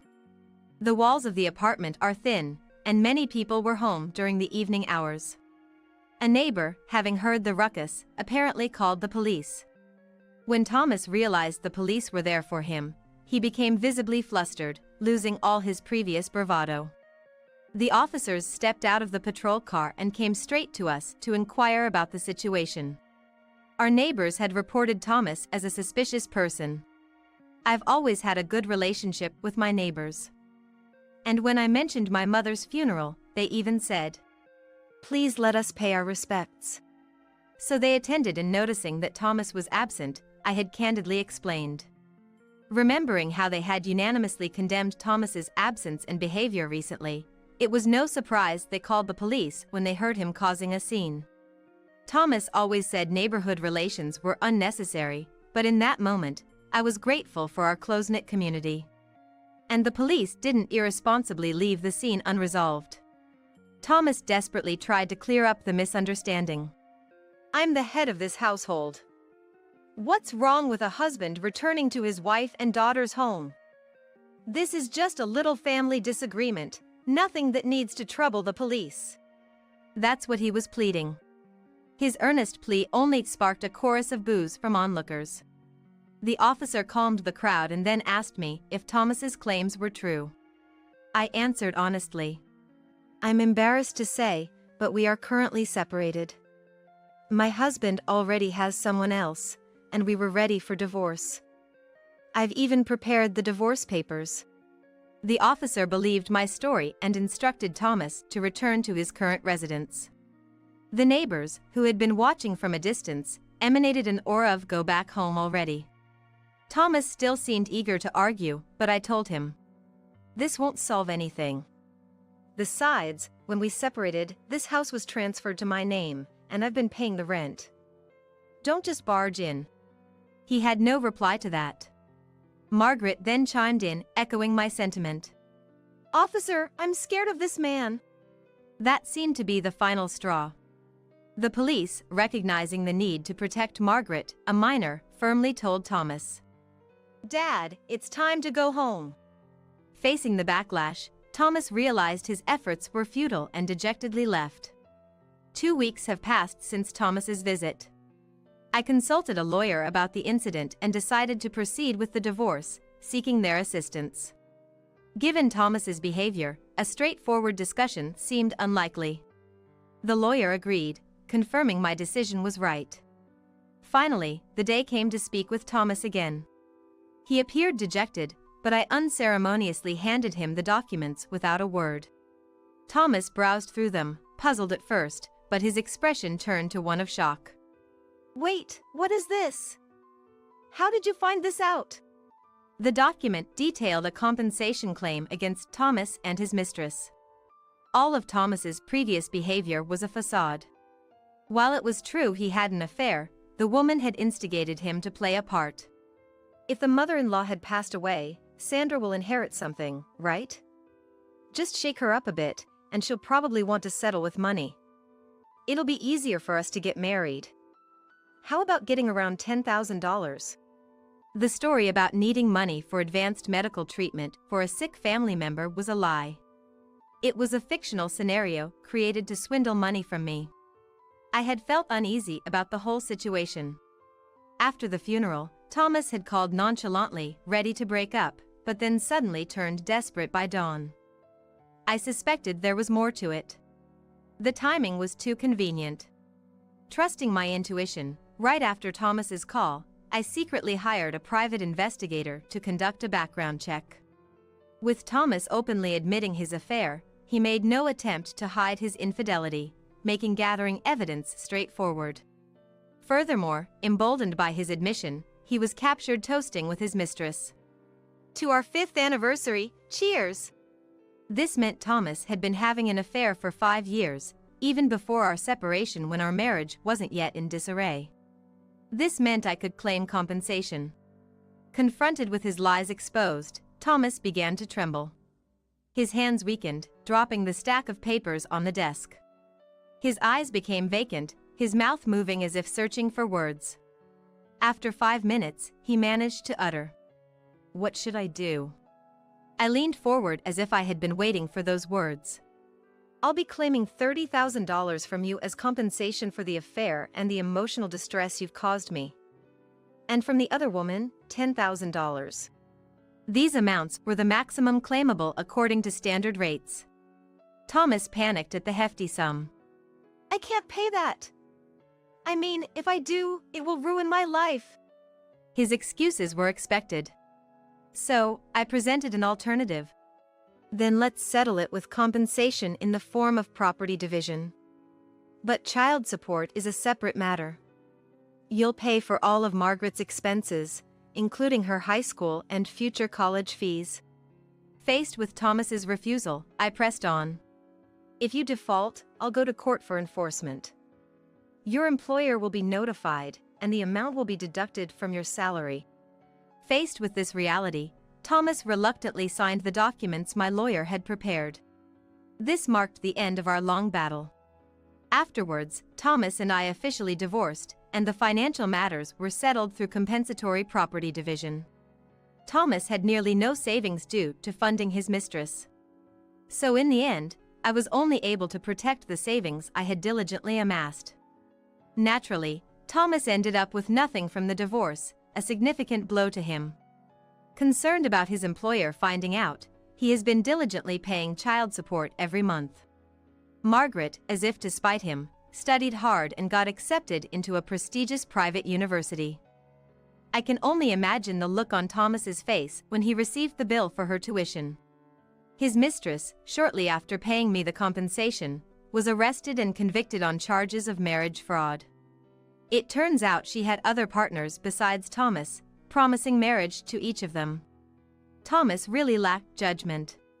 Thomas, having lost his family, money, and mistress, and as well as his relationships with relatives and friends, would not have ventured into an affair if he had known it would lead to such despair. He lacked such foresight. Now, he leads a lonely life of just working and going home, paying child support every month. Apparently, his colleagues and neighbors knew about his situation, and he faces their cold stares, living in misery. Never underestimate the power of rural gossip network. Thomas learned this the hard way. Meanwhile, I returned home to support my dad, leading a peaceful life. One day, as my daughter was nearing her college graduation, she brought home a young man who seemed very pleasant. He's my boyfriend. Dad, moved to tears at the prospect of Margaret's marriage, and I finally felt a sense of relief. Months later, as I helped Margaret with her veil on her wedding day, she said to me with tears in her eyes, "Mom, thank you for raising me. I promise I'll live a happy life." Attending my beloved daughter Margaret's wedding filled me with joy. Having parted ways with a terrible husband and seeing Margaret in her wedding dress was more than enough to fill my heart. I decided to cherish every minute and second for the rest of my life. First, take this $20 and go to the hospital, because I promised Mom I'd do something for her first. My husband said, pulling out the bill and handing it to me. I was completely taken aback by this unexpected turn of events and could only stand there dumbfounded, watching him drive away. Incredibly, he had chosen to leave his wife, who was in pain from her water breaking, to prioritize taking his mother to her hobby class. Despite the harassment I had suffered from my mother-in-law, Mary, and the tough times she put me through, I had always endured it, thinking of our unborn child. But now it was clear to me. A person who disregards their child like this doesn't deserve to be a parent. I steeled myself to face childbirth alone, enduring the increasing pains. I am Jane. Tom, whom I married right after graduating from college, is 3 years older than me, and we lead a reasonably happy married life. He was a senior at the club I belonged to in college. He seemed to have fallen in love with me at first sight when I joined as a new member, and looking back, I was embarrassingly overwhelmed by his passionate approach. As a young adult, just being a senior made him seem irresistibly cool, and I responded to his approach. We dated smoothly from 3 months after I enrolled until graduation. Even after marriage, Tom was head over heels in love with me, so I never worried about him cheating. He proudly tells his colleagues how happy he is to come home on time every day and eat the meals I cook while they're still warm, so I doubt any woman would purposely approach him. However, Tom has always been particularly kind to women, and naturally, some were drawn to him. But he has always been devoted to me, and I've never been attracted to any other man. However, there's a reason why I initially described our marriage as reasonably happy. That reason is my mother-in-law, Mary. I thought mother-in-law problems were a thing of the past, but Mary frowned the moment she saw me. "What's with your hair? Looks like you dumped paint on it. Let me guess, you dyed it in a hurry last night, trying to look innocent? It's embarrassing. Can you leave my son and go home for today? Seriously, you knew we were meeting. You should have taken care of your hair earlier." When I first visited Tom's family before we got married, Mary said this, and I, still young, turned pale with fear. Just as Mary said, I realized the day before that my hair color was too bright, so I dyed it with Tom's help. Feeling embarrassed and frustrated at being seen through, I was down for a while after that. It was my fault for the breach of etiquette, but I wouldn't have been so upset if Mary had been a bit more restrained in her comments. Because of my hair color, I felt like I was being pushed away from Tom and was sent back home alone from my first visit to his family, so Tom called me later. "Mom was just nervous and came off too harsh. She actually likes you, Jane, so don't worry. She's in favor of our marriage and really wants you to visit home again." This time, I was irritated with Tom's carefree talk. He didn't stop Mary from making snide remarks right in front of me, and he even seemed to be defending her. There's no doubt Mary doesn't genuinely want me at her house. Would I be pressured to live with them after marriage and face daily harassment? Surprisingly, when we got married, Mary didn't suggest anything like that. I was relieved, but soon after, Mary began frequently inviting Tom to her home. "Now that you've finally graduated from a far-off university and got a job here, you get married right away. I've been so lonely. Why don't you let Jane rest and stay here for about a week?" Messages like this would arrive for Tom, and I shivered. Showing me the message, Tom asked, "What do you think?" Instead of answering, I called Mary right there. "I'm sorry, but we haven't finished unpacking and the paperwork isn't done yet either. It'll be a while before Tom can relax. I apologize." When I said this, Mary replied with nagging words. "Do the unpacking yourself? Don't always rely on my son." But I just nodded along and ended the call. Mary's offer to let me rest was just a facade. She wanted her dear son by her side. I was annoyed with Mary for lacking consideration, especially as newlyweds, and also upset with Tom for not refusing. According to Tom, Mary has always been like this. Her overprotectiveness worsened after she divorced Tom's father. When Tom decided to go to college, she cried and tried to stop him. Somehow he convinced her and went to college, but they communicated via messages and calls almost every night. Tom trusts his mother, who raised him as a single mom, so they've always had a good relationship. It's fine to be a caring child and mother, but there should be an appropriate distance between adults. And I understand it's not good to interfere with another family's dynamics.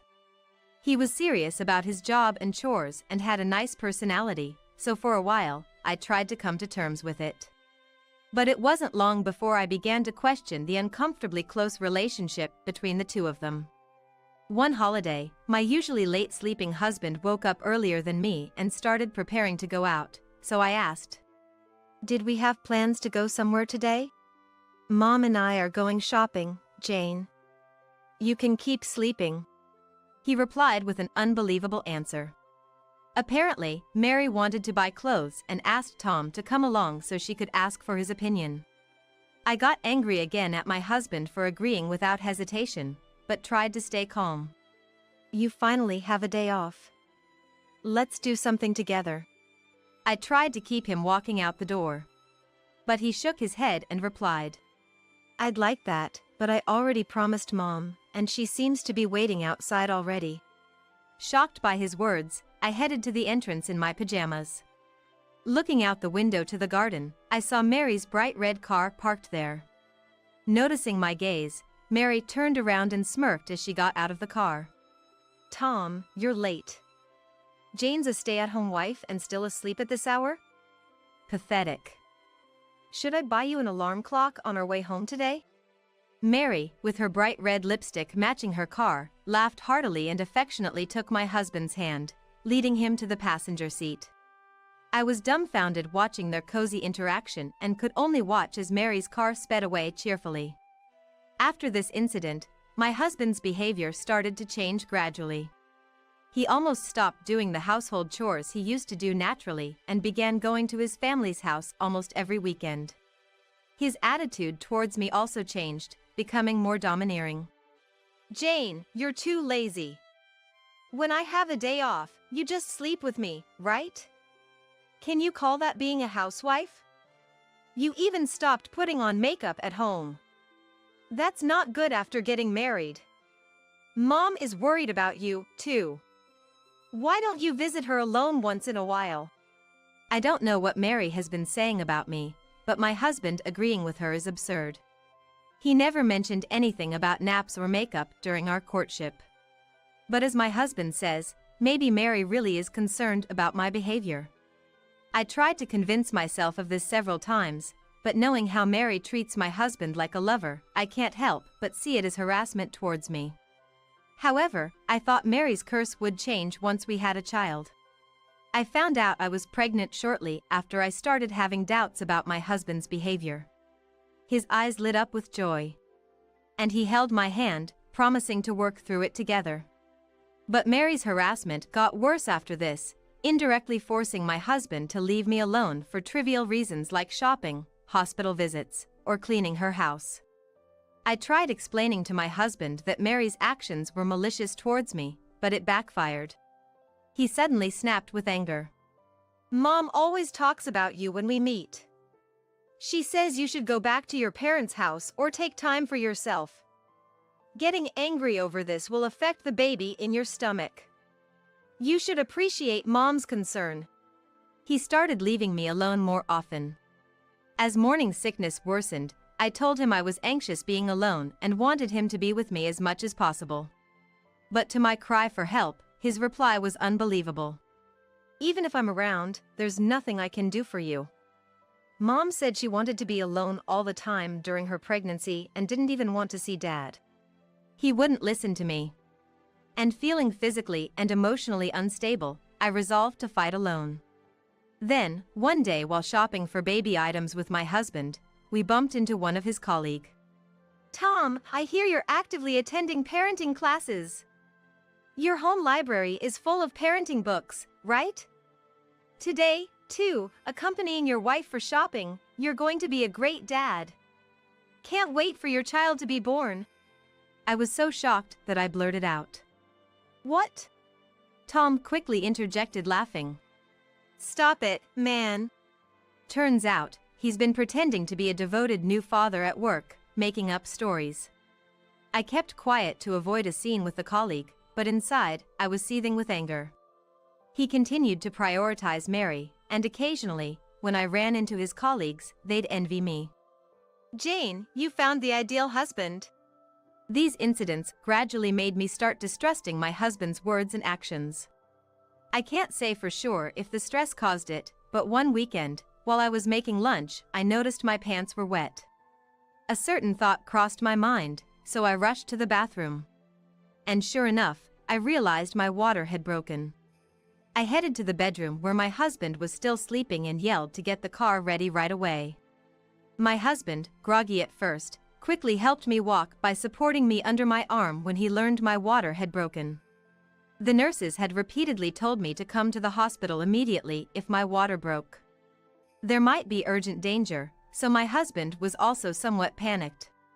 In the midst of labor pains, we finally managed to get into the car and started driving when my husband's mobile phone rang. Unable to answer while driving, I peeked at the screen amidst my pain. When I saw Mary's name, I intuitively had a bad feeling. I glared at the screen for a while, but the ringing continued the entire time. Thinking it would be quicker to explain the situation, I reluctantly answered the phone. "Tom, where are you?" "It's Wednesday, it's the day for my craft class? Did you forget?" Mary's voice, never used when talking to me, sent chills down my spine, but I explained to her. "Mary, actually, my water just broke, and I'm on my way to the hospital with Tom." As soon as I spoke, Mary's tone changed dramatically, and she started yelling at me. "That's your own problem. I don't care. How dare you use your resting husband as a taxi? Put Tom on the phone. Today is the fixed day for my craft class. I had the appointment first." Stunned, I couldn't believe Mary was saying such things, not even concerned about her grandchild. I remained silent, but Mary's shrill voice continued. "Sorry, Jane," my husband muttered. For a moment, I thought he was apologizing for Mary's outburst.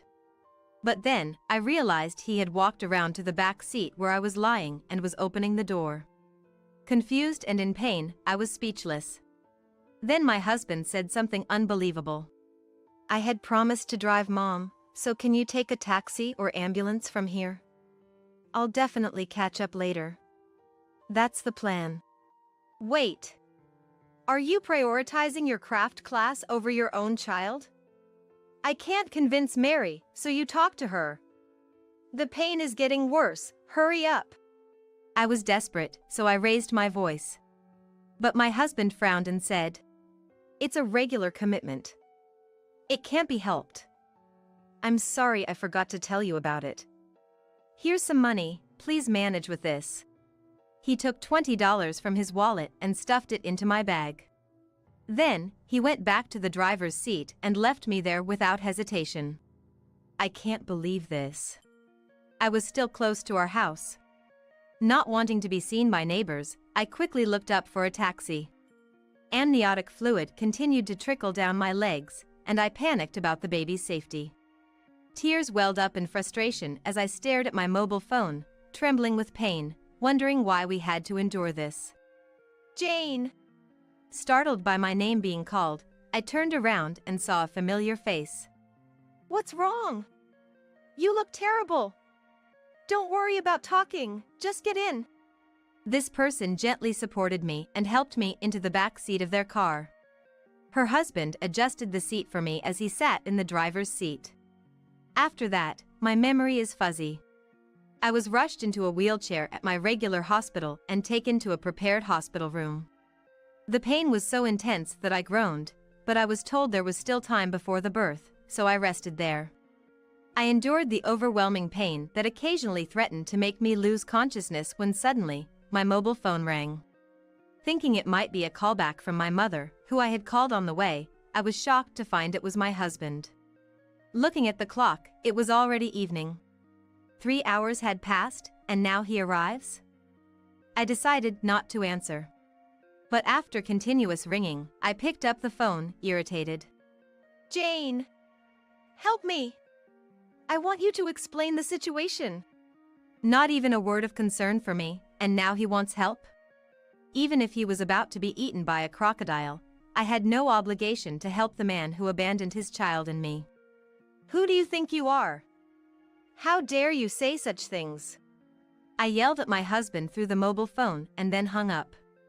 After a while, I faced childbirth alone. I would have liked to have my reliable husband holding my hand at such a time, but it's better off without a foolish husband who can't even prioritize things right. Instead, I received support from the kind nurses, and by nightfall, my long-awaited baby was born. Both mother and child were safe, and I fell asleep quickly due to the exhaustion. The next morning, the first thing the nurse told me when she came into my room was that my husband had come. Apparently, he came right after the birth, but since I was sleeping so deeply, the nurse kindly sent him back home. Honestly, I thought I would never want to see my husband again. But when he entered the room looking so haggard, I couldn't help but ask what happened. The person who had helped me in my suffering and taken me to the hospital yesterday was N, a neighbor I had always been close with.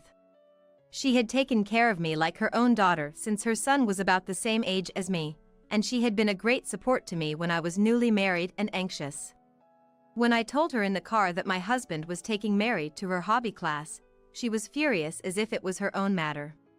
Little did I know that this would ultimately corner my husband. After dropping me off, and spread the story around the neighborhood. Being the head of the neighborhood association, her words spread quickly, and her friends seemed to have confronted my husband about it. The reason my husband was begging for help was this: it seemed to have caused quite a commotion, attracting onlookers around our house. No matter how panicked he was, it was obviously too foolish of him to ask for my help in that situation. I had not heard from Mary since then, and my mind was already made up. Sorry, but can you leave? I'm still not feeling well, and my parents are coming soon. Both of them know about this, right? I want to apologize. Can I stay? My husband spoke in a small, pitiful voice. What? You wanting to apologize is not my business. I'm busy, so please leave. Don't say that. By the way, where's the baby? I'll leave after seeing the baby. Just leave. There are other pregnant women here, so please go. Even though I replied coldly, he still stood there, so I turned my back and covered myself with a blanket. I'm sorry. Please call Mom for me. I want to send her a photo of the baby. Can I call the nurse? Unbelievably, my husband reached out and shook me. When I couldn't stand it anymore and was about to push him away. What are you doing? Don't touch my daughter. My parents walked into the room just in time. My mother rushed over and pushed my husband away. How dare you shake the body of someone who just gave birth? And after doing such a thing, how could you show your face here? I'm disappointed in you. Get out of here, now. Even I had never seen my mother so fierce, and overwhelmed by her presence, my husband finally left the room. My father followed him, and I knew he would be thoroughly scolded. During my hospital stay, I refused to see my husband and took the baby to my parents' house after being discharged. I didn't want to risk meeting him, so I told him over the phone that I wanted a divorce. I only communicated about writing the divorce papers, mailing them, and claiming compensation, ignoring anything else he said. By the way, the compensation was for the scratches and bruises I got when he forcibly removed me from the car. He tried to make excuses, but I silenced him by saying I had testimony from and her husband and photos of the injuries from that day. The lawyer said the cost for his malicious actions against a pregnant woman would be significant. While I was busy with the baby, Mary showed up at my parents' house once. The rumors spread by and didn't seem to fade, and the neighbors' gazes were cold. She blamed it all on me for not respecting our family, but my father handled everything. Both of them were scolded by my father, and I thought it would have been better if we had done this from the beginning. But to that my father said, "The head of the household doesn't easily come to the forefront." He was oddly showing off. When I got used to childcare, I invited Anne to my parents' house and introduced her to them. Being of the same age, she quickly became friends with my mother, and we agreed to keep in touch. And then told me about my ex-husband, which she heard from a friend who worked part-time at his company. Her friend, who loves gossip like Anne, seemed to have spread the story about my ex-husband to others at some point. The story spread quickly again, and his reputation plummeted. He had pretended to be a devoted new dad, and the disparity was so great that his bosses and colleagues looked at him with disdain, leading him to resign in disgrace. Becoming unemployed with no qualifications just before turning 30, my ex-husband lived in fear of the neighbors' gazes, relying on Mary's pension and savings. Years later, I almost forgot he existed, but then he called again. "Where are you?" "I'm in front of your parents' house right now, but the nameplate is different, isn't it?" He said this out of the blue, so I responded in kind. "Can't you tell by the nameplate?" "I've moved." "What do you want?" "Moved? You're living it up with the compensation I gave you. Come back right now, let's start over. Mom wants to see you too. What you're saying makes no sense. Why would I go back to you? Still saying that? I don't want to hear anything, so don't call me." I hung up without waiting for a response, and my phone kept ringing for a while. After finally completing the call rejection settings, messages begging for reconciliation arrived. I read them all just in case, but... "Don't you feel sorry that the child doesn't have a father? It's unfilial to not show yourself to mom after taking care of you." He wrote such nonsensical things, so I deleted them all and changed my email address. This whole ordeal was the worst, but thankfully, it allowed me to push for a favorable divorce and penalize the other party. Having such a terrible family member is not good for the child. Thinking so, I enjoyed relaxed parenting while being supported by my parents, who had become grandparents. Got into an accident? I can't go, I'm on a business trip now. A half-laughing voice of my husband is heard over the phone. And mixed with that, the sweet, ingratiating voice of a woman. Wonder what kind of business trip he's really on. Unforgivable. I'll definitely get him back double. My name is Jennifer. I'm 61 after retiring from a company that I worked for many years, and trying to enjoy my second life by joining a book reading circle. I was in drama club during my school days, so I think it's time to show off my skills, despite the long break. Well, because of COVID, I haven't had many opportunities such as visiting schools. Now I can read smoothly picture books, but when I was a bit younger than now, I struggled to read something. Specifically, my husband's mind. That must have been around 17 or 18 years ago.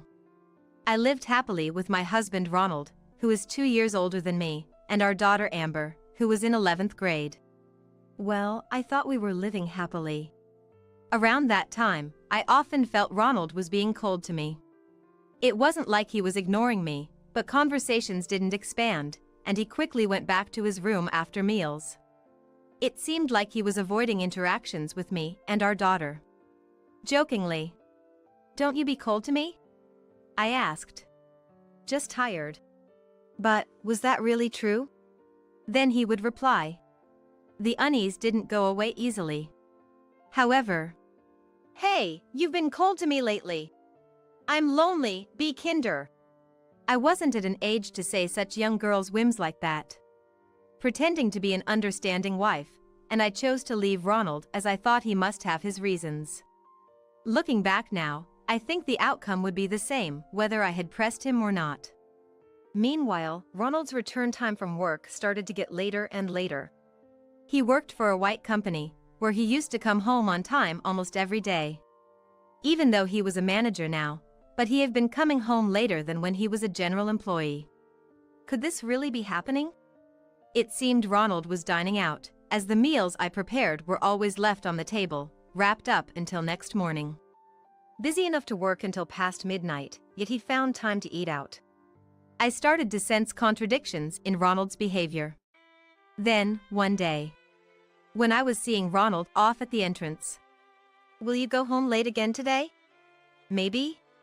His indifferent response frustrated me, even with my usual patience. In fact, Ronald's nonchalant replies had become common. Lately, he hardly answered my questions, and I was holding back my dissatisfaction and enduring it. I feared that if we fought, he might never return home one day. If it happened, our daughter would surely be upset.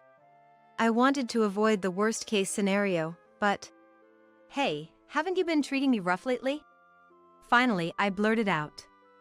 I don't quite remember, but I think I glared at him without realizing it. Ronald's face was strained. "If there's something wrong with me, I'll fix it. Let's talk. Your recent attitude, it doesn't just look like you're tired." Would he get angry? Or just ignore me? My lips quivered as I imagined the worst. But then, "All right. Let's talk tonight. It's time to leave now. I have to go." "Okay, take care." I didn't feel any warmth in Ronald's words, but I was relieved to know he was willing to talk. "It'll be okay, we can still make things right," I thought, but that night, Ronald never came home. He didn't respond to my calls. It seemed like he was running away from our conversation. What a terrible man. Late at night, I finally received a single email. "Going on a business trip, back on Tuesday." What is this? It's not a telegram from the old days. The next day, perhaps sensing my irritation, Amber, who was on winter break, asked me, "Mom, do you remember our promise to go out together?" She said. "A promise?" "Yeah, the one about going out for a drive to practice my driving." "You seem to be stressed out, Mom. How about we go to somewhere for a change of pace today?" Oh, right, we had made that promise. Amber had just gotten her driver's license this summer, but we only had one car. Ronald often used it for work, and with Amber usually at school, she had no chance to practice driving. So, I had promised to accompany her for that practice during the winter break.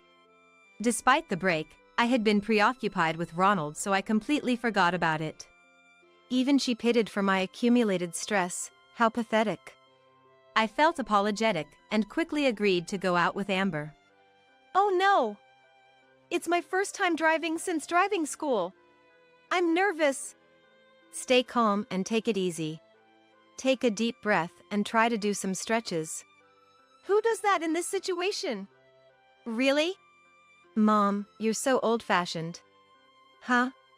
As Amber opened the driver's side door, she suddenly made a puzzled face, crouched down, and picked up something. "Hey Mom, this is..." What she showed me was a long, glittering fake nail. Both of us were speechless. Neither of us wears fake nails, so whose could it be?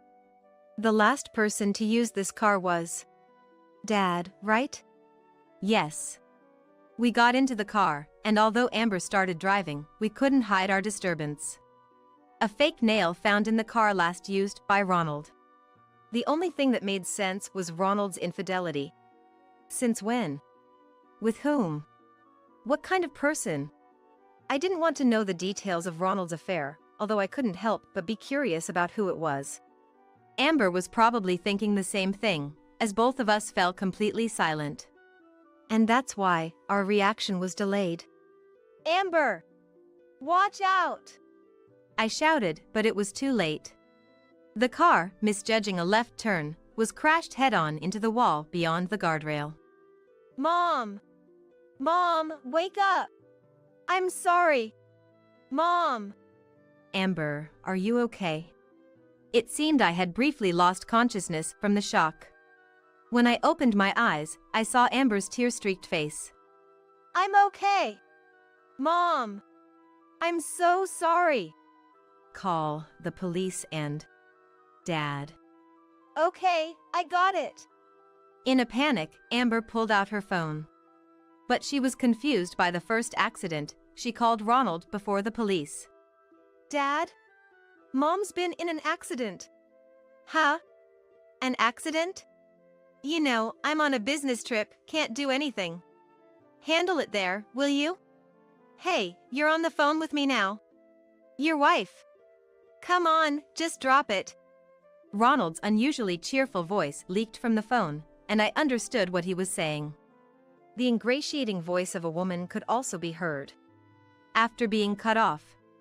How could he? I saw Amber, she hung her head down. I'm okay. All I could say to reassure her. After that, I don't remember anything. It seems I lost consciousness again, and when I woke up, I was in the hospital. Then came Tuesday, the day Ronald said he'd be back from his business trip. The intercom rang incessantly. Opening the door, I found an unsettled Ronald. Welcome back. Ronald, greeted at the entrance, looked surprised. You said you had an accident. What the heck, you look fine. Don't lie. Furious at being deceived, Ronald spat out those words and tried to enter the house. Amber passed away. Ronald, who had been storming towards me, stopped in his tracks and turned around. What? Come with me to this room. I led a bewildered Ronald by the hand to the room. Wait, explain. Weren't you got into the accident? I just lost consciousness. It was a mere concussion.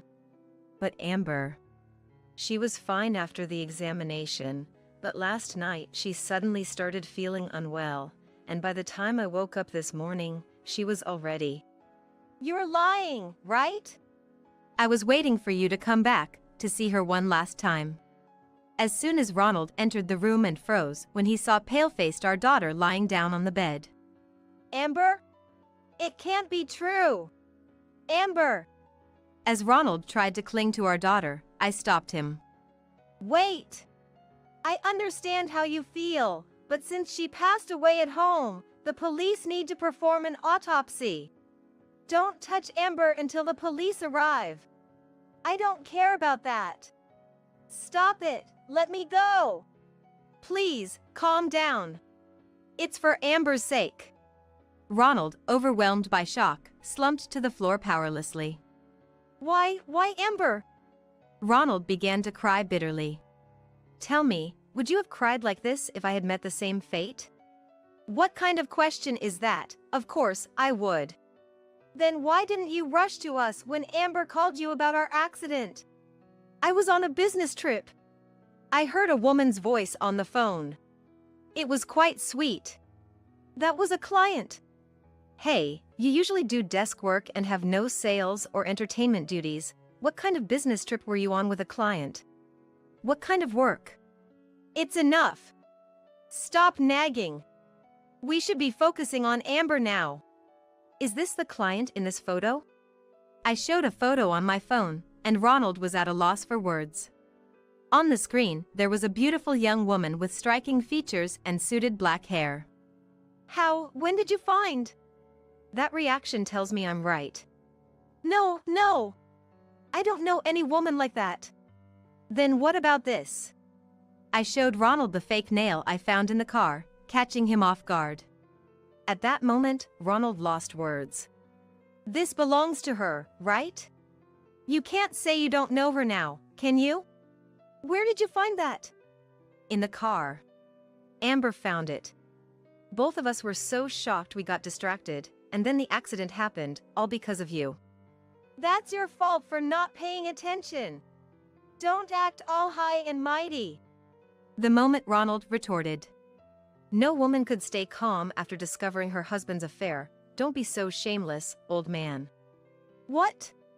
Surprised by the voice of his daughter, who was supposed to be eternally asleep, Ronald turned around in shock. But there she was, lying down motionless just as before. What was that just now? Ronald's face turned pale at this bizarre situation. With a father's misdeeds so grievous, maybe she can't ascend to heaven. A ghost? No, a zombie. No matter the form, she's still our daughter. Wait. This is different. What if she's come back to life? Aren't you happy? That's impossible. It's scary. What if something that isn't Amber has come into this house?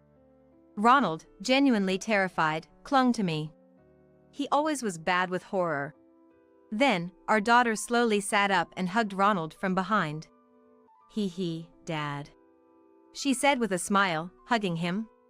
Ronald, reacting to his daughter's mischief, Eek! let out a high-pitched and fled to a corner of the room. Ha ha ha. You totally fell for it. Got scared for real. I've been alive the whole time. Ronald looked at us in astonishment during Amber had burst out laughing. What do you mean? This is what you get for cheating, old man. We set up this whole act. Normally, I would scold Amber for her words, but she probably doesn't even want to call him Dad anymore. This time, I thought. Oh, and she calls Ronald as an old man, so I just forgive this time. Well, she said including man, so it's okay. I decided to let it go. I would like to call him something much worse. Amber thoroughly explained to the utterly bewildered Ronald the entire sequence of events. So, both Mom and I just got examined and we're fine. Alive really well. I looked up people associated with your company on social media, old man, and found someone with the same fake nails. I thought, maybe she was, and when I checked her posts, there was a photo with a man resembling you. Plus, on the same day you didn't come home, she blatantly posted about a date with her boyfriend. And on the day of the accident, she wrote about being on a trip with her boyfriend. It's no coincidence. So, Mom suggested me pretend to be dead to scare you, thinking you'd slip up under pressure. Scared you, didn't we? About me and Amber's sly smile, Ronald. I was really worried. You two are the worst. Agitated, exclaimed. Well, maybe going as far as doing death makeup to look pale and lying down about an autopsy was a bit much, but I don't want to hear it from someone who cheated. Amber nodded vigorously at my words. If you were really concerned, you would have rushed over the moment we called. Your sudden act of a worried father doesn't resonate at all. You must have enjoyed your affair trip, right? Didn't want to leave the young woman? A man who prioritizes his desires over his family, a rotten to the core guy. I don't care about you anymore. Ronald was frozen by our daughter's strong logic and biting sarcasm. I admit it, I did wrong by cheating, but being blamed by Amber is tough. She's my only daughter. What? So you want us to forgive you, Dad? Yes. How pathetic he is. What do you think, Mom? Amber looked at me intently. Well, first, I want to know how you met this woman and hear all the details. Hey! Mom wants to know, so spill it immediately, old man. Fueled by anger, Amber, now more of a bandit than a high school girl, grabbed Ronald by the collar, making him tremble. Additionally, Amber reacted by saying, I accidentally touched him. She rejected the hand that had touched Ronald as if it was contaminated. Needless to say, Ronald was so shocked that he teared up. Deciding to come clean, Ronald began to recount how he met this woman. Their meeting was at a company event. The younger woman admired Ronald's work and approached him proactively. She claimed to want only to talk about work as a junior colleague. But Ronald, flattered, decided to pursue her. The woman, charmed by the attention from someone she admired, accepted Ronald's advances, but she was single. Moreover, she was hoping to marry Ronald, leading to recent tensions since Ronald hadn't intended to destroy his family for a fling. He explained that not speaking to me was due to his anxiety about their relationship being discovered, fearing that I might notice his irritability.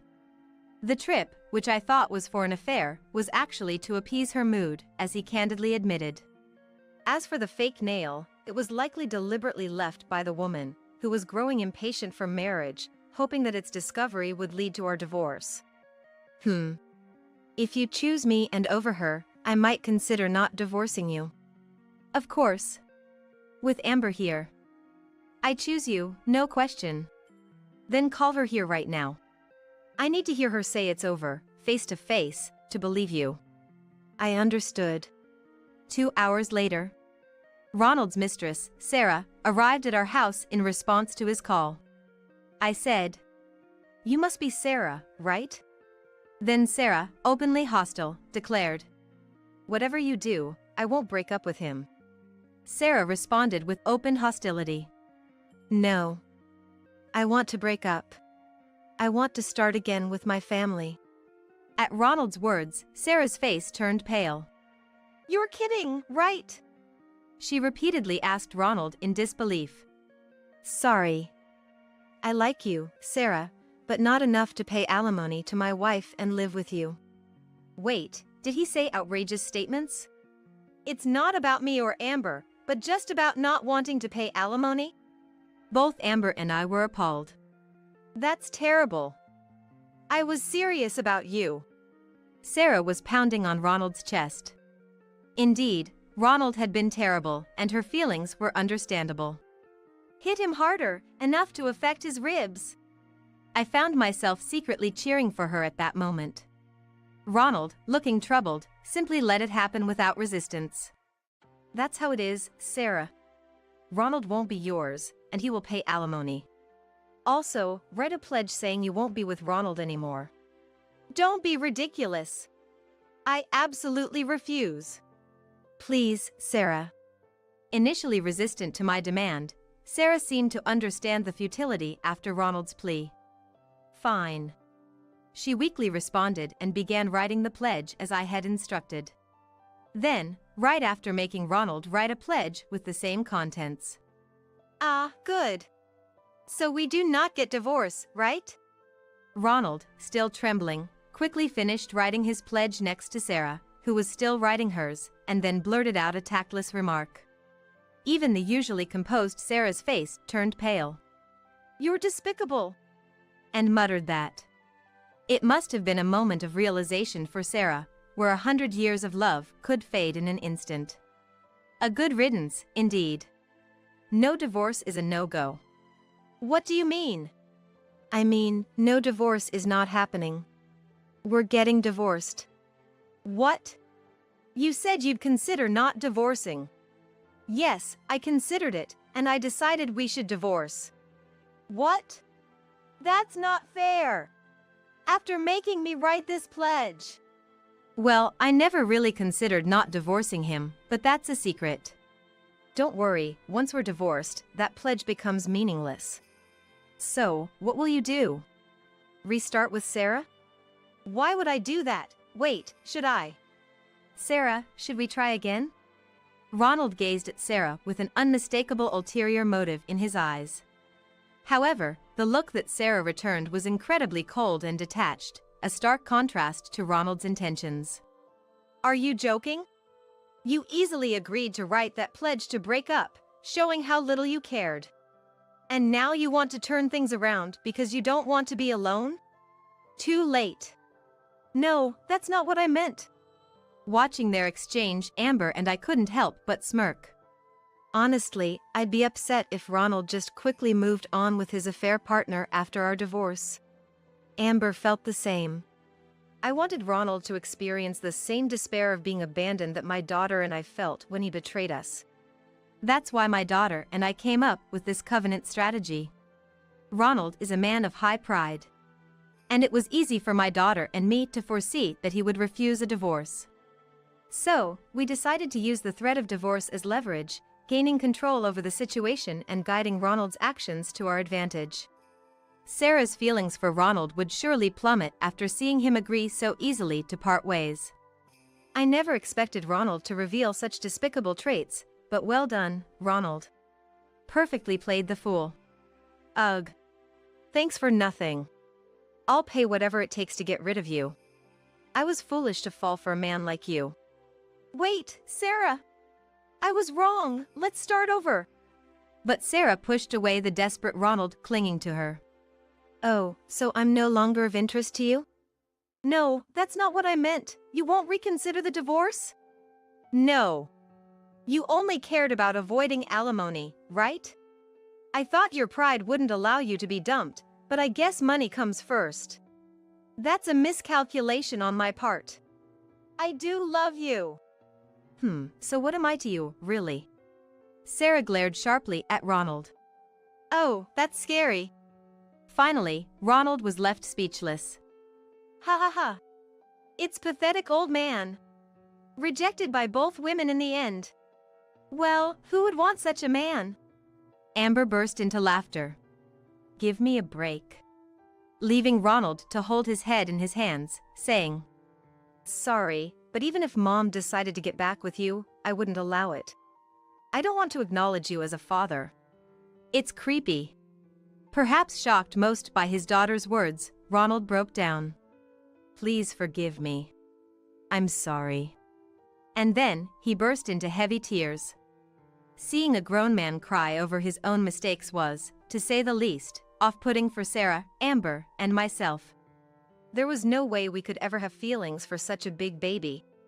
Afterward, as declared, we demanded alimony from both Sarah and Ronald and proceeded with a thorough division of property in the divorce. From Sarah. Thanks to you, I've been able to get out of a bad relationship. I'm sorry for the trouble, and thank you. Later came to me with a box of sweets in hand and said, It was a surprising turn of events to be thanked by the mistress, but in a way, it was a relief that the divorce didn't leave a completely bitter taste. As for Ronald, let me see Amber. He contacted me several times, asking to see our daughter, but ugh, so annoying. Just block him.